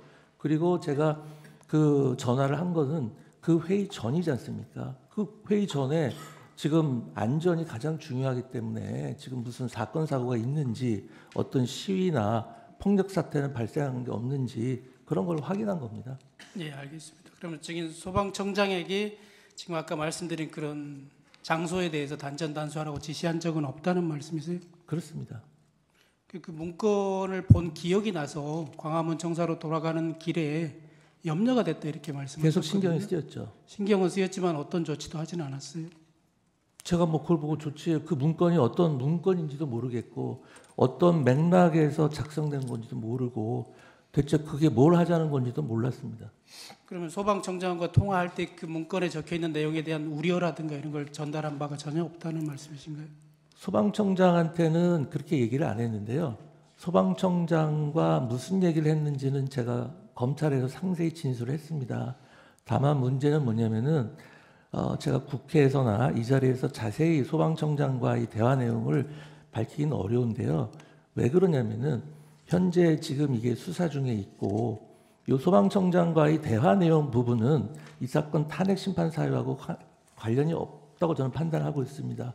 그리고 무엇보다도 이렇게 공개된 장소에서 제가 구체적인 사실을 진술을 하게 되면 소방청장에게 가이드라인을 준다 혹은 소방청장의 향후 진술에 영향을 주려고 한다라는 오해를 받을 수가 있기 때문에 더 이상 자세한 내용에 대해서는 제가 답변드리기가 좀 곤란하다는 점을 좀 양해해 주시기 바랍니다. 지금 그렇게 말씀하시지만 이미 허석권 소방청장은 1월 13일에 국회 행안위에서 출석해서 증인으로부터 단전 단수 지시를 받았다는 취지로 증언까지 한 바 있거든요. 그 내용 보도를 통해서 보시지 않으셨어요? 제가 일부를 봤는데요. 제가 기억하고 있기로는 뭐 지시하는 뉘앙스였다. 뭐 이렇게 표현을 애매하게 하시더라고요. 그래서 어쨌든 제가 지금 소방청장과 누구 말이 옳으냐 그르냐 이런 것을 지금 말씀드릴 계제는 아니라고 생각합니다. 예. 1항부터 신문하겠습니다. 증인은 15년 동안 판사로 재직했었지요. 그렇습니다. 법관은 헌법과 법률 및 양심에 따라 독립하여 심판한다. 헌법 규정에 있지요. 그렇습니다. 증인 아까 2024년 12월 7일 탄핵 소추안이 발의되자 행안부 장관직에서 사임했다고 하셨는데 정작 소추안은 읽어보지 않으셨어요? 아까 그렇게 말씀하시던데요. 네, 뭐 읽어볼 필요조차 없다고 생각했습니다. 정부 조직법에 따르면 행안부 장관은 국무회의의 서무, 선거의 지원, 안전과 재난에 관한 정책의 수립 등의 사무를 관장하지요. 네, 뭐 재난을 빼고 나머지 두 개는 굉장히 마이너한 업무고요. 주요한 업무는 정부 조직과 인원, 디지털 정부, 지방자치 업무, 지방자치 재정 그런 업무들이 주요한 업무고요. 그밖에 뭐 상훈이라든지 문서 관리 업무라든지 각종 의전이라든지 각종 국경일 행사라든지 정말 중요한 업무를 많이 수행하고 있습니다. 행안부 소속 외청으로 경찰청과 소방청이 있죠. 네, 행안부 안에도 경찰국과 재난안전관리본부가 설치되어 있죠. 그렇습니다. 국무회의 서무 업무 네, 또 행안부 업무인데 네. 행안부 의정관실의 의정 담당관이 국무회의 간사를 맡아서 사회를 보죠. 의사록 작성하고 하는 업무를 하지요. 그렇습니다. 그 업무도 당연히 장관인 증인의 책임이겠고요. 당연하죠. 행정안전부에서 이루어지는 모든 일에서는 장관이 법적, 도의적, 정치적 책임을 다 집니다. 비상계엄이 선포된 12월 3일 그달의 첫째 주이기 때문에 아침에 청사 내에 귀빈 식당에서 국무위원 조찬 간담회가 있는 날이기도 했죠. 네, 맞습니다. 7시 반경에 열리나요? 예, 그때 증인 참석했습니까? 네, 참석했습니다. 농림축산식품부 장관 송미령 그날 같이 울산에 가신 분이죠. 네, 네. 증인과 국방부 장관 김영현을 조찬 간담회에서 보지 못했다고 하던데요. 참석한 거 맞습니까? 제가 그날 그 좌석의 정중앙에 기재부 장관 맞은편에 앉았었어요. 그래서 국무회의가 끝난 10시 반 이후에 국방부 장관 김영현이 증인에게 보자고 해서 증인의 집무실로 가서 만난 적이 있죠. 네, 맞습니다. 당시 김영현이 증인에게 대통령께서 오늘 밤 9시쯤 들어오라고 한다 이렇게 말했다고 했는데 맞습니까? 네, 근데 정확한 워딩은 오늘 9시쯤 들어오라고 하시던데 이런 정도의 워딩이었으니까 확정적인 건 아니었고요. 그것도 이제 자리에서 일어나시면서 그냥 참고하라는 취지로 툭 던지듯이 말씀을 하셨습니다. 대통령께서 들어오라고 하는 얘기를 애매하게 얘기했다 이런 취지세요? 그러니까 그게 뭐 확정된 것처럼 말씀은 안 하셨습니다. 그러니까 들어오라고 찾으시는 하던데. 것 같던데 전화를 네, 해보라 뭐 그런 이런 내용이었어요. 어감이었습니다. 네? 전화를 해서 확인을 해봐라. 그런 말씀 안 하셨습니다. 전화해서 확인하진 않았죠. 네, 그럼요. 네. 그날 증인의 일정을 보면 농축산 장관 송미령과 함께 울산에서 개최되는 김장 행사에 참석하기로 되어 있었고요. 네. 그 이후에는 울산시청에서 중앙지방정책협의회에 참석하고 저녁 만찬까지 하기로 이미 예. 오래전부터 예정돼 있었죠. 예, 맞습니다. 증인 그 경찰 조사에서 이렇게 말씀하셨더라고요. 지금까지 대통령이 부르는 이유를 한 번도 되묻지 않았고 부르면 가는 거지 이유를 묻지 않는다 이런 취지로 진술한 바 있거든요. 예. 맞습니까? 예, 맞습니다. 장관은 대통령의 부하이기 때문에 대통령이 부르면 무조건 가야 된다고 증인 생각하는 겁니까? 대통령과 국무위원의 관계를 부하라고 말씀하시는 것은 대단히 부적절한 표현인 것 같습니다. 저만 해도 행정안전부에 아주 젊고 아주 최하위 직급인 사람들이 있지만 그 사람들을 제 부하라고 생각을 하거나 부하라고 지칭해 본 적은 한 번도 없습니다. 다항입니다. 사적인 약속도 아니고 공적인 업무와 행사, 아까 김장 행사, 그다음에 울산시청에서 행사, 그리고 저녁 만찬까지도 다 공적인 행사이잖아요. 그렇습니다. 그래서 그런 업무와 행사가 예정되어 있으니까 설령 대통령이 부른다고 해도 적어도 무슨 용무인지 확인하고 또 급한 일인지 아닌지 정도는 물어볼 수도 있을 것 같은데 왜 물어보지 않습니까? 그렇지 않습니다. 대통령께서 무슨 사적으로 부르시는 것도 아니고 업무로 부르시는 건데 그러면은 나를 왜 찾습니다라고 되물을 수는 없지 않습니까? 보통 대통령께서 부르시면 바로 가는 것이 통상적인 관례고 다른 사람도 마찬가지일 겁니다. 뭐 특별한 일정이 없으면 당연히 그래야겠지만 특별한 일정이 있는 경우에는 급한 용무가 아니라면 내일 찾아뵐 수 있겠는지 물어볼 수도 있지 않습니까? 그렇게는 안 하는 것 같습니다. 예. 현실적으로. 이게 다른 장관들도 오셨잖아요 그 자리에. 네, 송 장관이 있었습니다. 그날 아니요 울산 말고요. 네. 대통령실에 그날 저녁에 네. 그날 대통령이 부른다고 하기에 식사를 하거나 술이나 하자는 것인가 이런 생각을 하면서 편한 복장으로 갔던 사람도 있다고 해요. 그러면 어떤 뭐 저녁이나 먹자고 하는 것인지 이런 걸 물어볼 수도 있지 않냐 싶어서 제가 이렇게 묻는 아니 겁니다. 부르는 시간이 9시인데요. 저녁을 그 시간에 증인은 먹자고 그렇게 하실 수 생각하진 없죠. 않았다고요? 네네. 예, 5항 묻겠습니다. 증인은 이제 울산 행사가 있었는데 증인을 찾는다는 대통령이 증인을 찾는다는 얘기를 듣고 점심 무렵에 이미 수행비서에게 미리 예매해뒀던 항공편 외에 더 빨리 서울로 올 수 있는 교통편을 예약해두라고 지시했었죠. 그렇습니다. 김용현 장관이 말씀하신 9시까지 오려면 예정됐던 비행기편으로는 도저히 불가능하기 때문에 빨리 올 수 있는 차편을 한번 마련해 보라고 그랬습니다. 울산시장이나 농축산 장관에게 오늘 저녁 만찬에 참석하기 어렵다. 서울로 이제 빨리 더 와야 되니까요. 그 사실을 미리 알려주었습니까? 알려주지 않았습니다. 증인 비행기 타고 울산에 가셨잖아요. 네, 비행기 안에서 송미령 장관 보셨어요? 못 봤습니다. 다만 이제 그 안내하는 그 공항 직원이 송미령 장관도 같은 비행기편으로 가십니다라는 얘기를 해줬는데 막상 비행기 안에서는 저는 못 봤습니다. 아니 그러면 그런 얘기까지 들으셨으면 송미령 장관에게는 오늘 더더군다나 송미령 장관은 행안부 행사에 증인이 장관을 초청한 행사 아니었습니까? 김장 행사. 김장 행사는 같이 하는 것이었고요. 예. 네, 거기까지 오신 김에 부단체장들이 전국의 단체장들이 모이는 자리니까 오셔서 말씀도 좀 하고 그러시라고 제가 오시라고 한 거죠. 중앙지방청장. 그래서 제가 이렇게 묻는 겁니다. 네. 그럼 비행기에서 그 말씀을 들으셨으면 네. 송미령 장관에게 오늘 내가 먼저 올라와야 되니까 나는 만찬에 참석하기 힘들다라고 알려줬음직도 하거든요. 근데 그렇게 알려주지 않았다는 거잖아요. 기본적으로 아까 말씀드렸다시피 제가 대통령님을 뵙는 일정이 확정적이라고 저는 생각을 안 했습니다. 부르실 가능성이 있다는 상태였고요. 그래서 제가 서울에 올라오는 게 비행기로 예정대로 올지 좀 일찍 끊어놓은 기차로 올지 확정이 되지 않은 상태였고 그다음에 송미령 장관님하고는 이렇게 행사를 하면서 같이 있기는 했는데요. 움직이는 차량도 달랐고 둘이 따로 이야기할 시간이 전혀 없었습니다. 아직까지는 확정되지 않았다고 그렇게 말씀하시지만 증인 KTX 타고 올라오는 도중에 저녁 6시 11분경에 김영현 장관의 전화를 받았죠. 네네. 그 전에 그러면 오늘 9시에 들어와야 된다라는 확정적인 연락을 받은 게 있으시다는 말씀이세요? 아니 아까 말씀드렸죠. 9시는 그냥 들어오라고 하시던데 이런 뉘앙스였습니다. 그러니까요. 예. 미리 근데- 앞당겨서 올라가는 것은 이미 확정됐잖아요.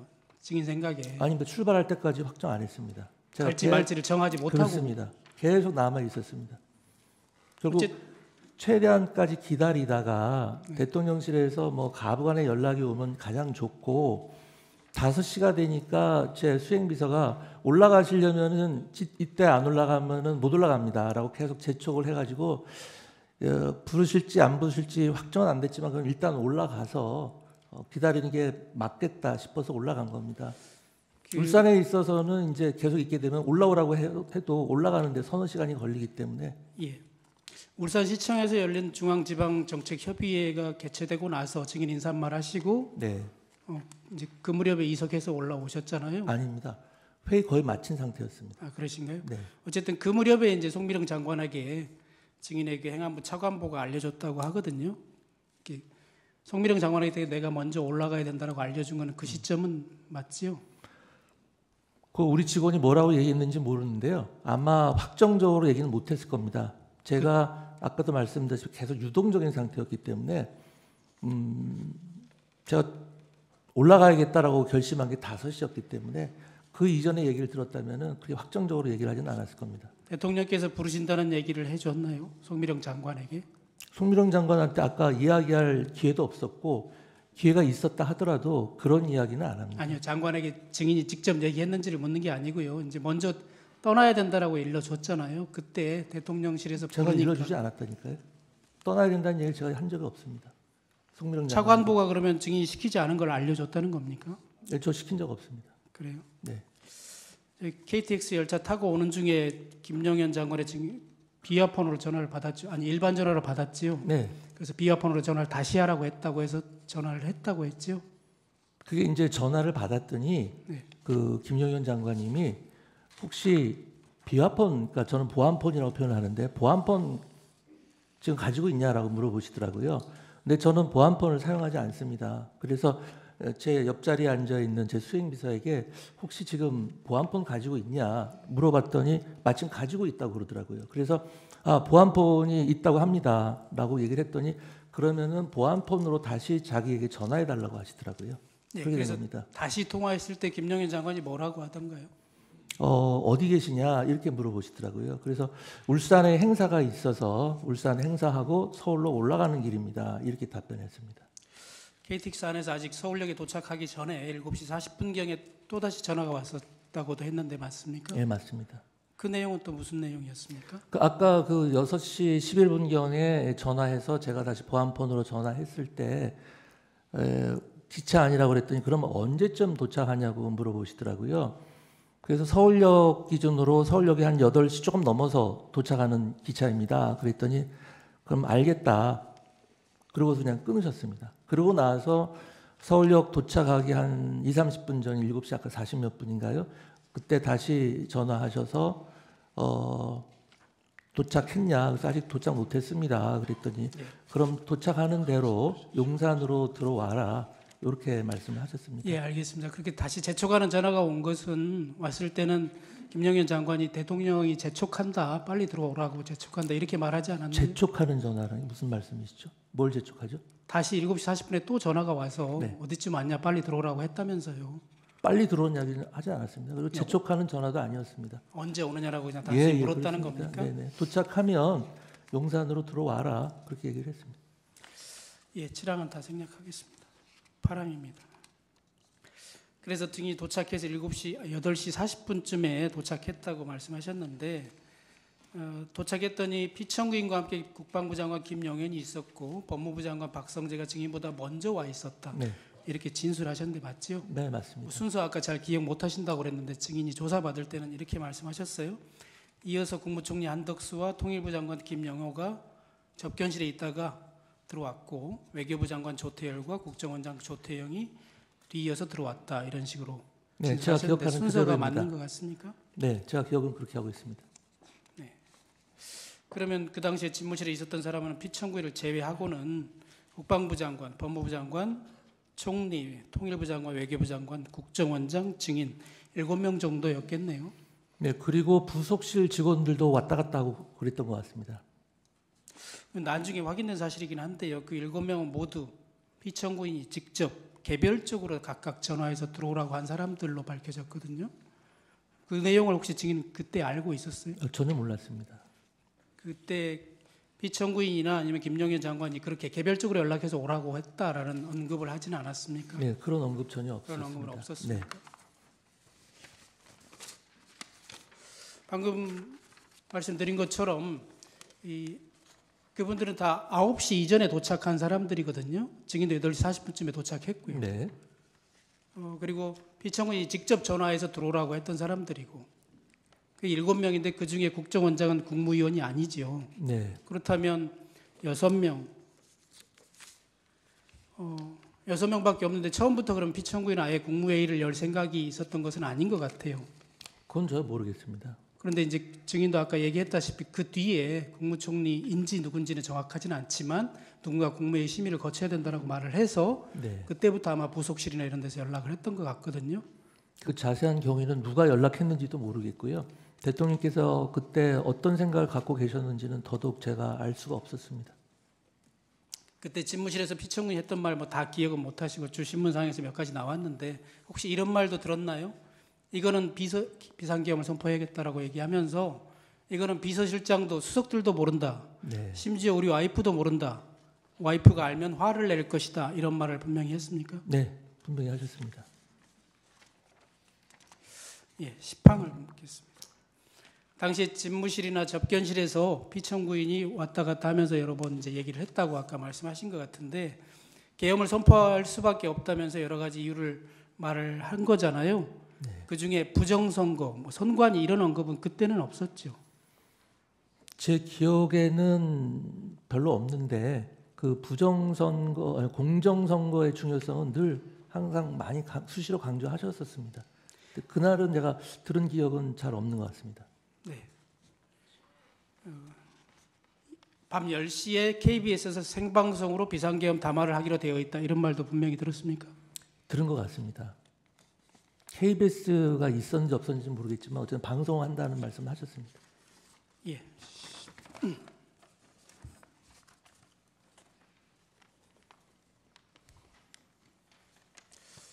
11항을 생략하고 12항 묻겠습니다. 대통령 집무실에는 원탁이 있죠. 네. 지금 말씀하시는 대접견실 거기는 원탁은 아니죠. 그 장소는 사각형 길쭉한 사각형입니다. 대통령 테이블입니다. 집무실에서 원탁에 국무위원 11명이 다 모인 적은 없지요. 네, 그렇습니다. 접견실이라고 하는 그 장소에는 중기부 장관 오연지가 아마 마지막으로 도착한 것 같은데 그때서야 11명이 모인 것으로 보여집니다. 나중에 확인해 보면. 네. 근데 그때 그 증인은 그때 국무위원 의사정족수인 과반수가 참석했다는 사실을 증인은 인지했나요? 제가 세보진 않았습니다. 하지만 이제 국무회의가 이제 시작을 한다는 것을 보면 당연히 11명은 채워졌을 거라고 생각을 하고 있습니다. 증인이 인원을 세어보고 11명이 됐으니까 과반수가 찼다 이렇게 보고하거나 한 적은 없죠? 없습니다. 피청구인에게 증인이 알려준 적은 없고요. 과반수가 찼다. 네, 그런 말씀 안 하셨습니다. 그리고 나서 피청구인이 다시 이제 11명이 찼을 때 그 접견실로 와서 네, 중앙에 앉으셨습니다. 중앙에 앉아서 얘기했나요? 네, 그게 한 5분, 불과 5분을 넘지는 그렇다고 않지요. 그러네요. 네, 네. 그렇게 하고 나갔잖아요. 네, 바로 나가셨습니다. 지금 이제 비상계엄을 선포하러 가야겠다 이렇게 말하고 나간 것은 아니죠. 뭐 근데 그때 곧 비상계엄 국무회의 마치자마자 선포하신다고 말씀하셨고 나가시는 게 당연히 이제 선포하러 가시는구나라고 알 수 있는 상황이었습니다. 증인은 그 전에 오늘 밤 10시에 KBS에서 생방송으로 비상계엄을 선포할 거다는 얘기도 들었으니 네. 증인은 알았겠네요. 저는 알고 있었죠. 나가실 때. 그렇다면 증인은 국무위원으로서 온몸으로라도 막았어야 되는 거 아닙니까? 그 말씀은 제가 생각하기에는 비상계엄이라는 것을 절대 하면 안 되는 것이고 이번 비상계엄은 내란이고 위헌 위법한 것이다라는 아주 잘못된 프레임에서 말씀하시는 것 같습니다. 제 생각에 당시 모인 국무위원들은 사전 지식이나 정보가 전혀 없었고요. 이번 비상계엄이 그 당시에 뭐 위헌 위법이다라는 생각 자체를 하지도 않았습니다. 비상계엄이라는 것은 헌법에 엄연히 규정되어 있는 대통령의 권한이고 대통령께서 행사하신다고 하시고 우리 국무위원들이 여러 가지 걱정과 우려를 말씀드렸음에도 불구하고 대통령께서 더 깊이 고민하신 끝에 심사숙고한 끝에 내리신 결정이다라고 말씀을 하시는데 예. 온몸을 막는다는 것은 좀 넌센스라고 생각하고요. 예, 알겠습니다. 솔직히 말씀드리면 온몸을 바쳐서 막아야 할 대상은 대통령이 아니라 무차별 탄핵을 남발하고 국정을 혼란에 빠뜨리고 있는 사람들이라고 생각합니다. 예, 알겠습니다. 담화를 발표한 이후에 다시 접견실로 피청군이 올라와서 각 부처별로 각 부처 장관들에게 개별적으로 어떤 지시를 했고 증인한테도 하지 않았나요? 저에게는 따로 말씀하신 게 없습니다. 다른 장관들에게는 어떻습니까? 제 기억에는 대통령께서 다시 방송 마치고 올라오셔서 다시 또 중앙에 앉으셨습니다. 중앙에 앉으셔가지고 이제 다 선포하고 왔다. 이제 장관들은 각자 자리에 돌아가서 맡은 임무들 다들 평소대로 열심히 하라. 너무 걱정들 하지 마라. 이런 말씀을 하시고 다시 집무실로 들어가신 걸로 기억을 하고요. 예. 누구한테 가서 무슨 말씀하시고 그런 제 기억에는 없습니다. 송미령 장관은 이렇게 얘기한 바 있거든요. 총리에게는 내가 가야 할 일정을 대신 가주라 이렇게 부탁을 했고요. 경제부총리에게는 경제를 잘 챙겨라고 얘기하고 외교부 장관에게는 미국과의 관계를 잘 챙겨달라고 얘기하고 또 보건복지부 장관에게는 의료에 대해서 얘기했고 중기부 장관에게는 소상공인 대책을 잘 챙겨라. 그리고 농축산 장관인 본인에게는 농산물 물가가 뛰지 않게 잘 관리해라 이렇게 일일이 개별적으로 지시했다고 합니다. 증인이 그런 내용을 들은 적 없어요? 뭐 송 장관님이 그 경황에 어떻게 그렇게 정확하게 기억하고 계신지는 모르겠습니다만 저의 경우 제 기억과는 좀 다르고요. 대통령께서 그 당시 저에게는 그런 말씀을 일처 없으셨습니다.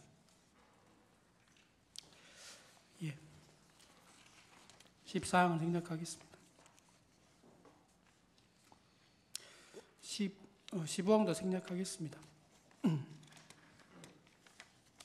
16항입니다. 증인은 11시 10분경에 대통령실을 나와서 11시 반경에 광화문 정사 증인의 장관 집무실로 갔고 12시 자정 무렵에 행안부 간부회의를 했고요.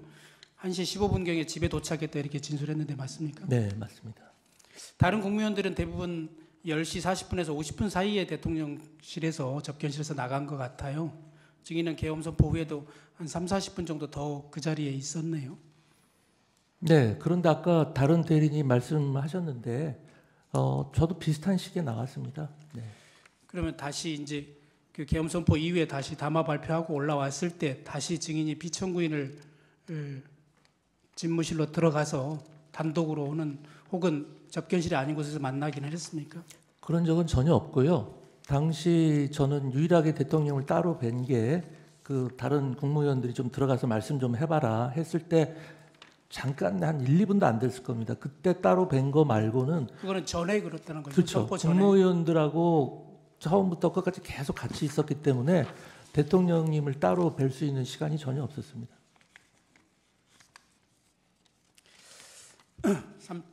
12월 4일 날 오전 9시 41분경에 법무부 장관 박성재와 통화한 사실이 있는 것 같은데 기억납니까? 그건 제가 기억이 잘 안 납니다.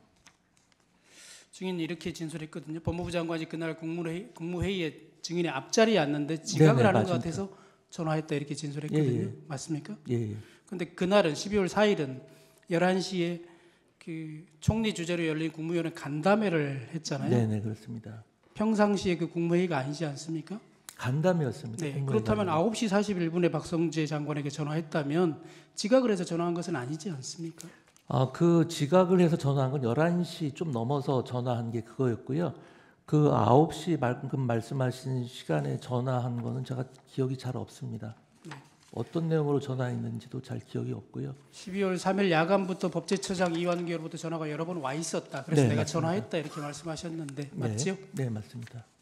그래서 법제처장과 통화하다가 그날 저녁 식사를 하자고 한 것이다. 네, 맞습니다. 그래서 그날 저녁 식사를 하게 된 것이다 이렇게 예, 맞습니다. 말씀하셨는데요. 네. 법제처장과 통화하면서 법무부 장관도 그러면 같이 보자라고 해서 증인이 전화했고요. 예, 맞습니다. 그리고 또 본김에 민정수석 김주현도 같이 보면 좋을 것 같다고 해서 예, 예. 증인이 전화했고 예, 예, 맞습니다. 맞습니까? 네, 다 맞습니다. 그래서 장소는 누가 정했습니까? 김주현 민정수석이 정했습니다. 그리고 그 장소를 일일이 증인이 받아가지고 삼청동 안가에서 보자고 증인이 박성재 장관과 법제처장에게 전달했습니까? 아닙니다. 부속실을 통해서 했다고 했죠. 그 전달은 저는 이제 김지원 민정수석한테 연락만 받은 거고요. 나머지 이제 법무부 장관이나 법대처장한테 연락한 것은 김지원 민정수석이 전달을 했습니다. 근데 이제 나중에 들어보니까 저도 그렇고 그 두 분에게도 자 비서실을 통해서 연락을 했다고 그러시더라고요. 예, 일단 여기까지 하겠습니다.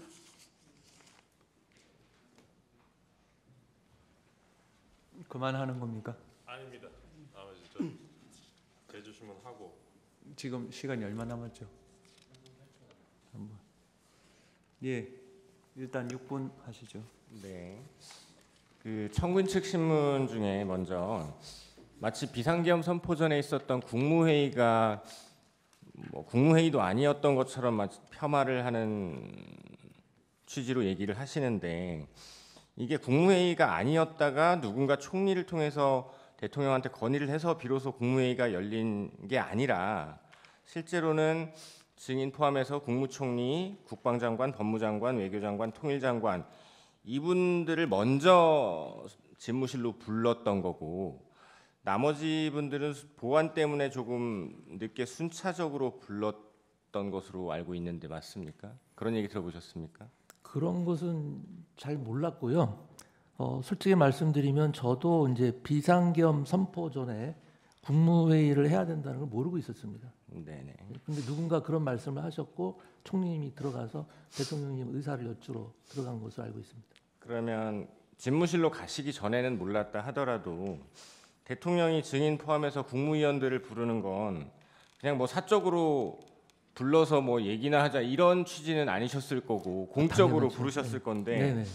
이게 가 보니 그게 국무회의를 하려고 부른 것이다. 국무위원들도 국무회의를 하러 온 거구나. 다들 인식은 하고 계셨죠? 가서는 그렇게 생각을 했습니다. 네. 근데 지금 생각해 보면 대통령께서 굉장히 이제 신중하게 이 일을 추진하셨고 네. 굉장히 보안에 신경을 쓰셨던 것 같은데 저희들은 사실 저의 경우는 왜 들어가는지를 몰랐습니다. 그때 아마 국무회의를 한다는 사실을 미리 말씀 안 하신 것도 보안 때문에 말씀하지 않으신 거 아닌가 하는 생각을 사후적으로 하게 됐습니다. 실제로 먼저 소집된 국무총리나 국방장관, 법무장관, 외교통일, 행안부 장관인 증인까지 이 면면들을 보면 비상계엄과 아무래도 조금 더 관련이 있는 분들을 먼저 불러서 이야기를 하고 의견을 들어보려고 하셨던 것 같은데 맞습니까? 예, 저는 그렇게 생각합니다. 네. 그 소방청장에게 전화해서 단전단수해라라고 행안부 장관인 증인이 전화해서 지시하면 실제로 할 수는 있습니까? 저는 그게 사실 의문입니다. 아까 그 맥락이라든지 무슨 의미인지 이해를 못하겠다고 한 게 도대체 단전단수가 이 소방청의 업무인지도 지금 여전히 저는 의문입니다. 예, 제가 알기로도 증인이 소방청장에게 단전단수를 지시할 권한도 없고 소방청장 역시 단전단수를 시행할 권한도 없는 것으로 알고 있습니다. 그래서 여쭌 건데 행안부 장관이 소방청장한테 전화 한 통화해서 단전단수 가능합니까? 저는 그게 가능하지 않다고 생각하는 게 보통 단전하면 뭐 한전이나 단수는 뭐 수도국이나 수도사업소 이런 길 상상하게 되지 생뚱맞게 무슨 소방에서 단전단수를 한다는 게 너무도 이상했고요. 만약에 제가 그걸 전화를 했으면 소방청장한테 제일 먼저 단전단수를 소방에서 하는 일입니까? 라고 물어봤을 것 같아요. 네. 계엄군 출동 관련해서 아까 좀 오해의 소지가 있게 청구인 측에서 물어보셨는데 MBC는 계엄군이 간 적이 없습니다. 그리고 여론조사 꽃일 경우 국방부 장관이 계엄군을 보낸다라고 해서 대통령이 보내지 말라라고 해서 가다가 돌아온 사실 알고 계십니까? 그런 디테일한 내용은 전혀 모르고 있습니다. 네. 그리고 이재명 대표 방탄특검법에 대해서 뭐 디테일한 건 모르신다고 하셨는데 김성태 대북송금 특검법, 쌍방울 대북송금 특검법, 화천대유 50억 클럽 특검법 이런 것들 들어보셨고 이게 이재명 대표와 관련된 건 알고 계셨죠? 네, 그건 알고 있습니다. 그래서 아마 대통령께서 그런 점 말씀하신 거 아닌가 싶습니다. 네. 재판장님, 남은 시간 한 1분 50초만 한번 물어도 되겠습니까? 그거는 대리인한테 좀 전달해서 대리인이 좀 물었으면 좋겠습니다. 예, 저 전달해 주시죠. 네. 부서의 개념이 무엇인지 다시 여쭤봐도 되겠습니까? 네네. 부서. 네. 부서라는 것의 개념이 뭡니까? 제가 알기로는 부서의 제도적 취지는 어떤 국법상의 행위를 함에 있어서 그러한 의사결정이 있었다는 것을 확시하기 위해서 소관부처 장관과 총리가 그런 행위가 있었다는 것을 확인하는 의미라고 생각을 합니다. 그래서 옛날에는 뭐 서명으로 했겠지만 지금은 다 전자적인 서명 방식으로 하고 있습니다. 그리고 아까 말씀드린 바와 같이 부서의 시기, 그러니까 어떤 국법상의 행위 전에 해야 되는지 행위 후에 해도 되는지에 대해서는 명백한 규정이 제가 아는 한은 없는 것으로 알고 있습니다. 네. 그 청구인 측 신문 중에 계엄 선포 담화에도 부정선급이 없었다. 적어도 그날은 부정선거에 관한 언급은 없었다. 이런 질문 있으셨는데 국무위원들이 평소 이 부정선거 외에도 뭐 탄핵, 예산삭감, 그 거대 야당의 무분별한 이런 횡포들에 대해서 대통령 의견에 많이들 공감하셨죠. 당연하죠. 예. 네. 그리고 특히 증인은 행안부 장관이신데 대통령으로부터 그 공정선거의 중요성에 대해서 자주 들어보셨죠. 그렇습니다. 행안- 이번 총선 전에도 네. 선관위와 협력해서 선거 관리 철저히 잘 하라고 몇 번 당부하신 적도 있습니다. 행안부에서 국무회의록 관련해서 서류를 받아가서 왜 안 만드는지 여쭤봐도 되겠습니까? 아까 말씀드린 대로 이 계엄 선포 해제 이후에 뭐 내란이니 어쩌니 하면서 계속 이른바 내란몰이를 했습니다. 그 과정에서 제가 수사 받을 때도 수사관이 그런 걸 물었습니다. 국무회의를 개최했다고 하는 것이 이 내란에 동조하는 거 아니냐, 내란 방조하는 것이 아니냐. 회의록을 작성하는 것이 내란에 동조하는 거 아니냐, 내란을 방조하는 것이 아니냐, 이런 식으로 압박을 가했습니다. 그런 상황에서 행안부 의전관이 아마 회의록을 제대로 작성한다는 것은 제가 생각하기에는 기대 가능성이 없다고 생각합니다. 네, 이상입니다. 네, 청구인 3분 하십시오. 아까 그날 집무실에서 기재부 장관한테 문건 전달하는 장면은 못 보셨다 그랬죠? 네, 외교부 장관이 받는 거는 보셨습니까? 그것도 못 봤습니다. 못 보셨어요? 네, 아까 그 단전 단수 문건에 소방청장이라고 기재돼 있었다 그랬잖아요. 예, 그렇게 기억을 하고 여기 있습니다. 보시죠. 여기 이 문건은 아마 직접 보지는 그 뒤에 이제 언론에도 많이 나왔으니까 보셨을 텐데 여기 기획재정부 장관 이 자리에 소방청장이라고 돼 있었던 겁니까? 그러니까 제가 좀 멀찍이 봤고 네. 그 아까 1, 2분 짧은 순간에 대통령님 만류하러 들어간 상황에서 얼핏 본 거기 때문에 정확히 기억은 안 알겠습니다. 합니다만 비슷한 거 아닌가 싶습니다. 네, 네, 알겠습니다. 근데 이 자리에 소방청장은 없었잖아요. 없었죠. 그러면 이 문건을 누구한테 전달해 줘야 된다면 누가 전달해야 됩니까? 그게 제가 모르죠. 아까 말씀드렸지 않습니까? 제가 뭐 이게 왜 작성됐는지도 모르겠고 이 소방이 단전 단수 할 수 있다는 것도 여전히 지금 소방청장한테 의문입니다. 그래도 뭐 증인이 지휘권이 있는지를 떠나서 가장 밀접한 부처는 행안부 아닌가요? 저는 뭐 법률가만 35년 이상 해왔기 때문에 알겠습니다. 예, 제가 이렇게 네, 무리한 아까 얘기 절대 하지 않습니다. 단전 단수가 뭐 불가능한 일이다 이렇게 말씀을 하셨는데 불가능하다기보다 그게 소방에서 하는 일인가 네, 하는 알겠습니다. 생각이 있습니다. 아까 지금 기재부 장관 문건 여기도 기재부 담당자들이 그 뒤에 국회에 나와서 하나같이 하는 얘기 이건 불가능한 일이라고 그래요. 그 불가능한 일을 하려고 한 사람이 피청구인입니다. 증인 뭐- 나중에 보니까 이 개헌 포함해서 뭐 가능해 보였던 일이 하나라도 있습니까? 기본적으로 지금 대리인이 하시는 말씀에 대해서는 저는 전혀 동의하지 않고요. 네, 이상입니다. 네. 맞아. 제가 뭐 한 가지만 더 묻겠습니다. 24만 관련인데요. 증인 개엄 당일날 경찰청 서울경찰청이 행안부에 요청해가지고 재난안전통신망에 필요한 이동 기지국 차량이 출동한 사실이 있는데 혹시 알고 있습니까? 그런 내용은 전혀 모릅니다. 보고받은 적도 네, 없습니까? 보고받은 적도 없습니다. 재난안전통신망을 가동하는 것은 행안부의 업무인 것은 맞죠? 그렇습니다. 재난안전통신망이라는 것이 국가적 대위기 상황에서 소방, 경찰, 군, 지방자치단체의 소통 원활을 위해서 만든 시스템입니다. 통신이 차단되는 비상 상황에서 가동하는 통신망인 것이죠. 이 있습니다. 뭐 그건 잘 이 모르겠습니다. 부분은 소추 사유도 아니고 전혀 새로운 사실이고 이 사건과 전혀 개연성이 없습니다. 그 정도만 하시죠. 알겠습니다. 네, 그러면 정영식 재판관님.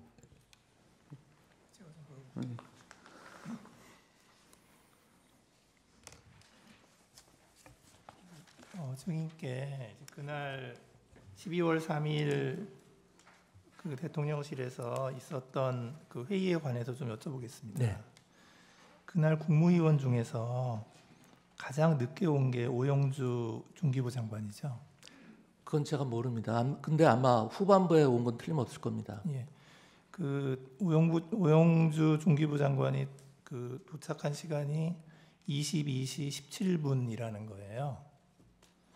이제 그래서 이렇게 숫자를 세 보면 그래서 11명이 된 거거든요.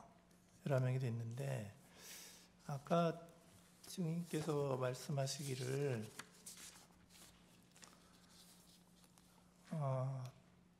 대통령이 국무위원들 다 왔냐고 물어보았고 다 도착을 하지 못했다는 말을 듣고 대통령이 다시 집무실로 들어가서 기다렸고 네. 과반인 11명의 국무위원이 도착했다는 보고를 듣고 다시 대회의실로 나왔다 이렇게 말씀을 하셨는데요. 제가 보고를 듣고 나왔다고는 말씀을 안 했고요. 네. 아마 그렇게 하셨을 것 같습니다. 예. 네. 그런데 이제 오영주 중기부 장관 말을 들어보면 중기부 장관이 회의장에 도착했을 때 이미 대통령께서 말씀 중이셨고 제가 자리에 앉을 당시에도 대통령께서 혼자서 계속 말씀을 하시던 중이었는데 당시 대통령께서 계엄이 필요하다고 말했던 것 같습니다. 이제 그래서 그 계엄이라는 단어를 듣고 듣고 너무 놀랐습니다. 이렇게 얘기를 하거든요. 그러니까 오영주 장관이 도착하기 전부터 뭔가 이렇게 회의가 진행되고 있었던 것 같거든요. 그때 뭐 시계를 보면서 이렇게 하거나 그럴 경황이 전혀 없었기 때문에 지금 말씀하시는 시간이라든지 그런 거는 제가 전혀 알지 못하고요. 다만 일에 쭉 순서가 그렇게 됐었습니다. 예. 그래서 사실 국무회의 이른바 성원을 갖춘 국무회의가 몇 분 정도 진행되는지도 잘 알지 못하고요. 거기서 오고 간 이야기 정도만 기억을 하고 있는 겁니다. 예. 예, 그래서 이제 그날 그 회의는 22시 22분까지 약 5분간 진행이 되었고 네. 22시 23분에 대통령이 방송 출연을 위해서 나가셨고요. 네. 예. 이제 그렇게 진행이 된 것 같은데 그래서 그 오영주 중기부 장관을 기준으로 하면 5분 네. 동안 진행이 된 것 같아요. 네. 근데 이제 국무회의 간사는 그 행안부 소속 의정관인 네, 것이죠. 맞습니다. 네. 이제 그때는 경황이 없었기 때문에 참석을 못한 거죠. 의정관은. 의정관한테는 연락 자체를 아마 안 했을 것 같습니다. 왜냐하면은 그 국무회의 자체가 워낙 그 비밀 엄수가 보안이 생명인 상황이었기 때문에 아마 진짜 뭐 확정할 수는 없습니다만 안 불렀을 것 같아요. 예, 제 느낌상으로는. 예. 그래서 아까 말씀하신 것처럼 이제 여러 가지 상황이 이렇게 전개가 되면서 아직까지도 이제 회의록 작성은 안 된 거고요. 네. 예. 이제 그 다음에 이제 그러면 이 회의가 이제 국무회의였느냐 아니면 국무회의라고 보기가 어려웠느냐에 관해서는 뭐 여러 가지 그 견해가 있을 수가 있잖아요. 네네. 예, 있는데 지금 그 오영주 장관의 얘기를 들어보면 개회 선언, 안건에 대한 설명, 폐회 선언 등이 있어야 하는데 그 부분이 충족되지 않았다고 알고 있습니다. 이렇게 얘기를 하거든요. 그러니까 개회 선언 없었고 안건 설명 그러니까 이 말이 맞나요? 개회 선언 없었다. 안건에 대한 설명 없었다. 폐회 선언 없었다. 뭐 개회선언은 당연히 없었고요. 그 다음에 뭐 안건은 제가 그 나중에 보니까 뭐 김용현 장관이 뭐 문건을 나눠줬다고 그렇게 하는데 일단 안건 자체는 그 자리에 있는 사람들이 다 알고 있는 상황이었고요. 그다음에 아까 말씀드린 바와 같이 국무위원들은 다 국무회의를 한다고 생각을 했습니다. 그리고 보통 국무회의를 하게 되면 대통령께서 맨 처음에 진행하시다가 그 의사봉을 총리님한테 넘겨드립니다. 그리고 나서 마무리는 이제 대통령께서 다시 종결을 짓는데요. 그때 이제 뭐 재판관님들께서 판단하신 문제입니다만 그날 아까 말씀드린 바와 같이 국무회의가 쭉 진행이 되다가 대통령께서 발표를 하고 다시 돌아오셔서 또 그 자리에 앉으셔서 계속 아까 말씀드린 그런 말씀을 하셨어요. 그래서 과연 이것까지 국무회의로 볼 건지 왜냐하면 그 나가신 다음에는 총리님께서 또 뭐 이런저런 말씀을 하셨거든요. 통상 우리 국무회의 하듯이 이제 바튼을 이어받았다고 볼 수도 있는 여지가 있고요. 그래서 국무회의의 종료 시점을 언제로 볼 건지에 대해서도 다양한 해석이 있을 수 있다고 저는 생각을 합니다. 예. 그 아까 저기 증인께서 말씀을 하시기를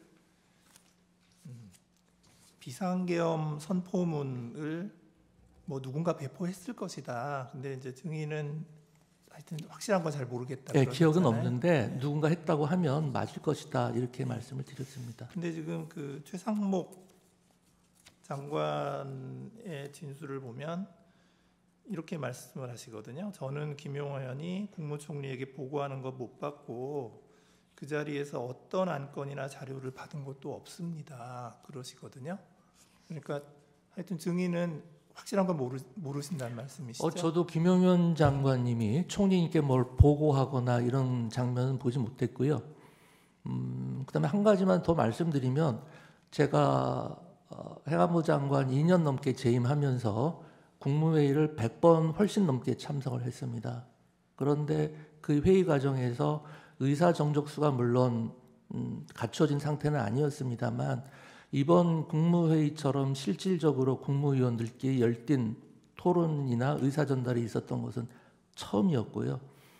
그 이튿날 개최된 해제 국무회의는 뭐 성립했다는 데 대해서 아무도 이론을 제기를 하질 않는데 다른 요건은 갖추어졌을지 모르지만 해제 국무회의는 불과 1, 2분도 안 되는 그냥 아주 방금 끝나버린 그런 상황이었습니다. 예. 오히려 저는 그런 해제 국무회의보다는 선포를 위한 국무회의가 훨씬 실질이 있었다고 생각을 합니다. 물론 평가는 제 몫은 아닙니다만. 그 증인께서는 그 비상계엄 선포문을 받지는 못하신 거죠? 그러니까 제가 대통령 집무실에 처음 들어갔을 때 본 게 아마 그거 아닌가 싶습니다. 한 장짜리였는데요. 뭐 비상계엄이라는 내용이 있었고요. 그 다음에 10시, 뭐 전국 이런 것들이 쓰여 있었거든요. 그래서 그게 지금 나중에 제가 총리님이 갖고 계시다고 해서 언론에 보도된 걸 하나 봤는데 제가 봤던 게 그게 아닌가 싶습니다. 그 국무회의의 그 회의록에는 그 평상시에 네. 그 부서를 안 하나요? 회의록은 부서 안 합니다. 아 그렇군요. 회의록은요. 저도 이번 사태를 계획 처음 봤는데 그냥 참석한 국무위원들이 OX로만 표시가 돼 있고요. 뭐 발언 요지 같은 거는 뭐 보통 국무회의 올리면 바로바로 의결이 되기 때문에 발언 요지도 없고 뭐 다른 내용이 별게 없습니다. 아마 필요하시면 아마 그 회의록을 하나 받아보시면 쉽게 이해가 되실 것 같습니다. 그러니까 누군가 그 확인의 의미로 네. 거기에다가 뭐 서명이나 이런 거 할 거 아니에요? 그게 작성이 된 다음에 참석한 장관들 부처에 다 확인을 회람을 한다고 합니다. 그 회의록을 아니요, 그러니까 회람을 하면서 거기다가 서명 받나요? 안 받습니다. 안 제가 알기로는 안 받습니다. 행안부 장관도 안 하시나요? 예, 저도 안 합니다. 그러면 그 작성자인 의정관 네, 서명만 있겠네요. 의정관이 서명하는지는 모르겠는데요. 아주 한두 장짜리 간단한 거고요. 거기에 부서하는 게 아니고요. 아까 국법상의 행위 문서에 이제 전자적인 방법으로 부서를 하게 되는 것이죠. 예, 저 최상목 장관의 말에 의하면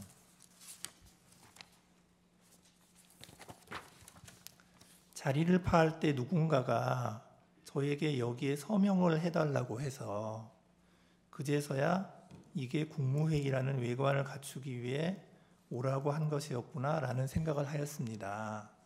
이렇게 얘기하면서 자기는 서명을 거부했습니다. 이렇게 말씀을 하셨거든요. 네. 최상목 장관은. 그 다음에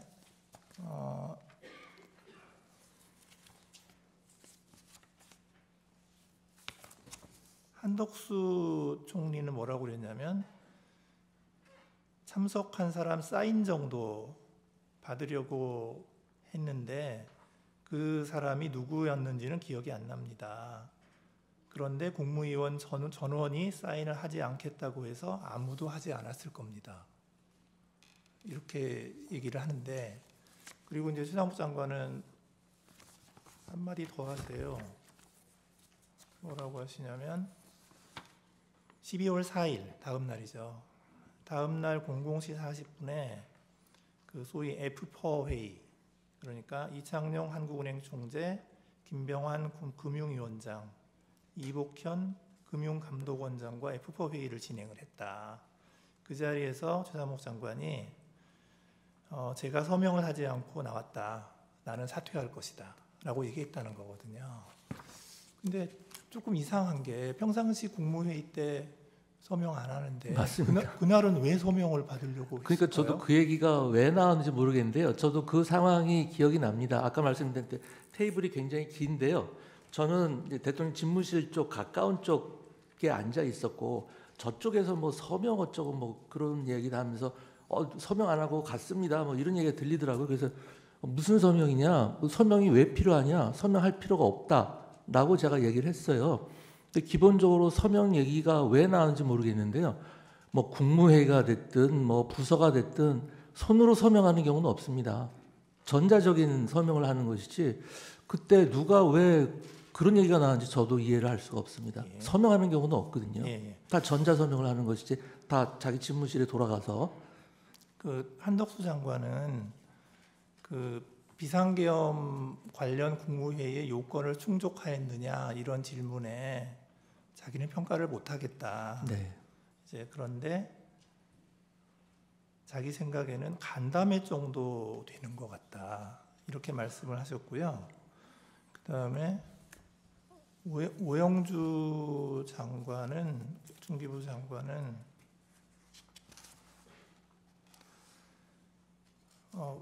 저는 그냥 회의지 국무회의라고 생각하지 않았습니다. 이렇게 말씀을 하시고요. 그 다음에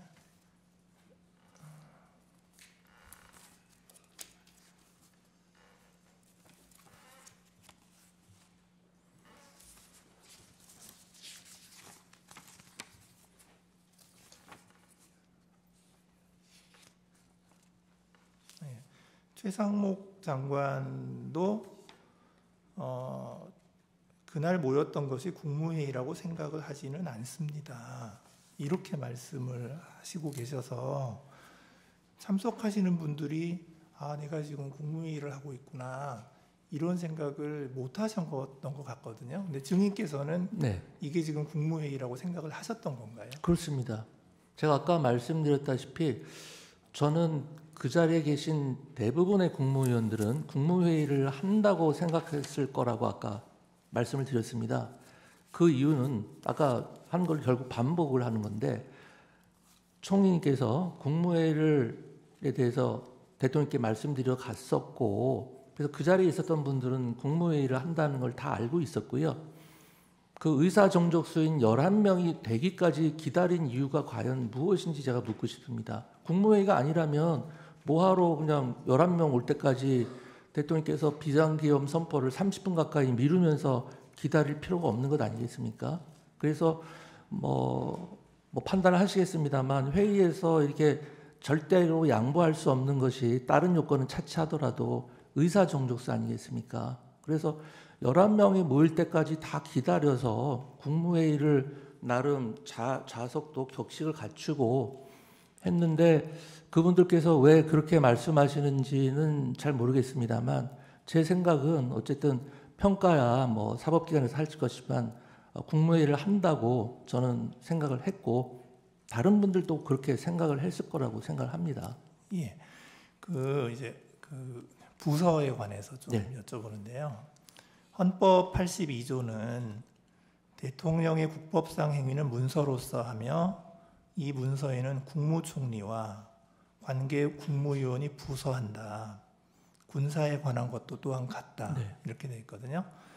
근데 이제 이게 비상계엄은 대통령의 국법상 회의잖아요. 네, 그렇습니다. 그리고 관계 국무위원은 누구인가요? 그게 지금 원래 그 비상계엄을 건의할 수 있는 게 국방부 장관과 행안부 장관이잖아요. 네. 그러면 관계 국무위원은 누구인 거죠? 당연히 국방부 장관이라고 생각합니다. 예. 그 한혁수 국무총리는 자기는 부서고 뭐고 서명도 안 했고 일체 안 했다고 하시거든요. 네. 그리고 증인은 행안부 장관으로서 부서를 한 적은 없는 것이죠. 네, 없습니다. 예, 없으시고. 제 소관 업무도 아니었고요. 이번 비상계엄이 제가 건의를 했으면 아마 제가 소관부처 장관이 됐을 것 같고요. 만약에 한다면은 뭐 비상계엄과 경비계엄이 있지 않습니까? 경비계엄을 했다면 아마 제가 소관부처 장관이 됐을 가능성이 높다고 생각을 합니다. 예, 네. 이상입니다. 그 하나만 띄워주세요. 마지막입니다. 그 36호 중 2, 저게 이제 36호 중 2 피의자 신문 조서.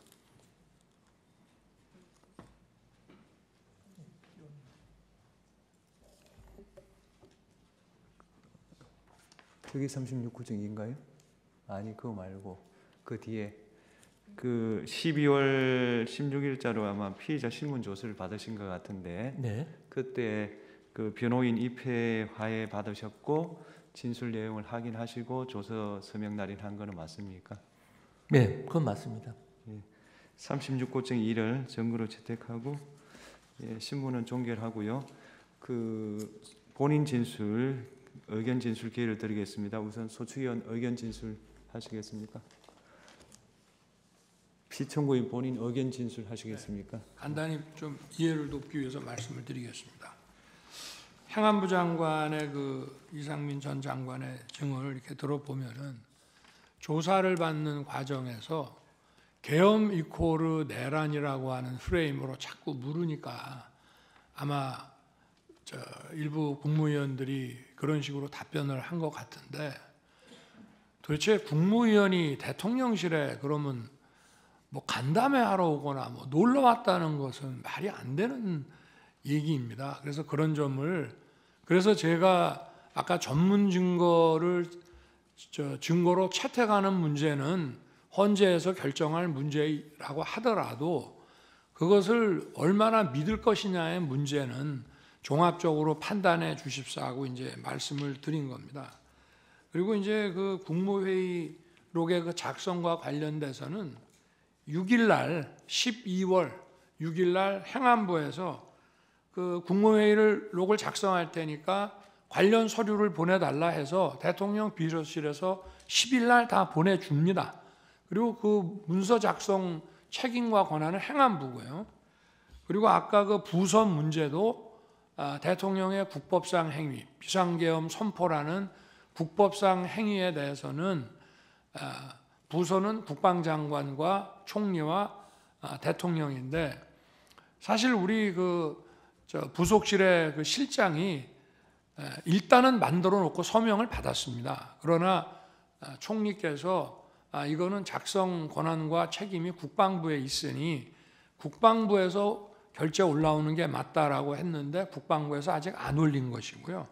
그리고 반드시 사전에 해야 되는 것은 아니라고 생각합니다. 왜냐하면 보완을 요하는 이런 그 국법상 행위에 대해서 사전에 요한다면 문서 기한자인 실무자가 이 내용을 알 수 있기 때문에 이런 경우에는 사후에 전자결제로 할 수 있는 거라고 저는 생각하고요. 그리고 아까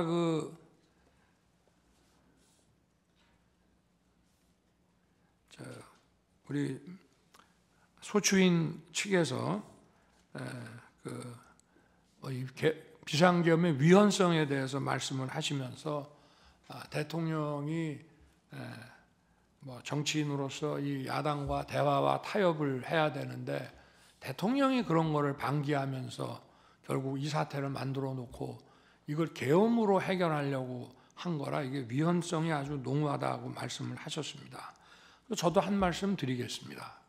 제가 취임하기 전부터도 민주당과 야권에서는 선제 탄핵을 주장하면서 제가 이 계엄을 선포하기 전까지 무려 178회를 퇴진과 탄핵 요구를 했고요.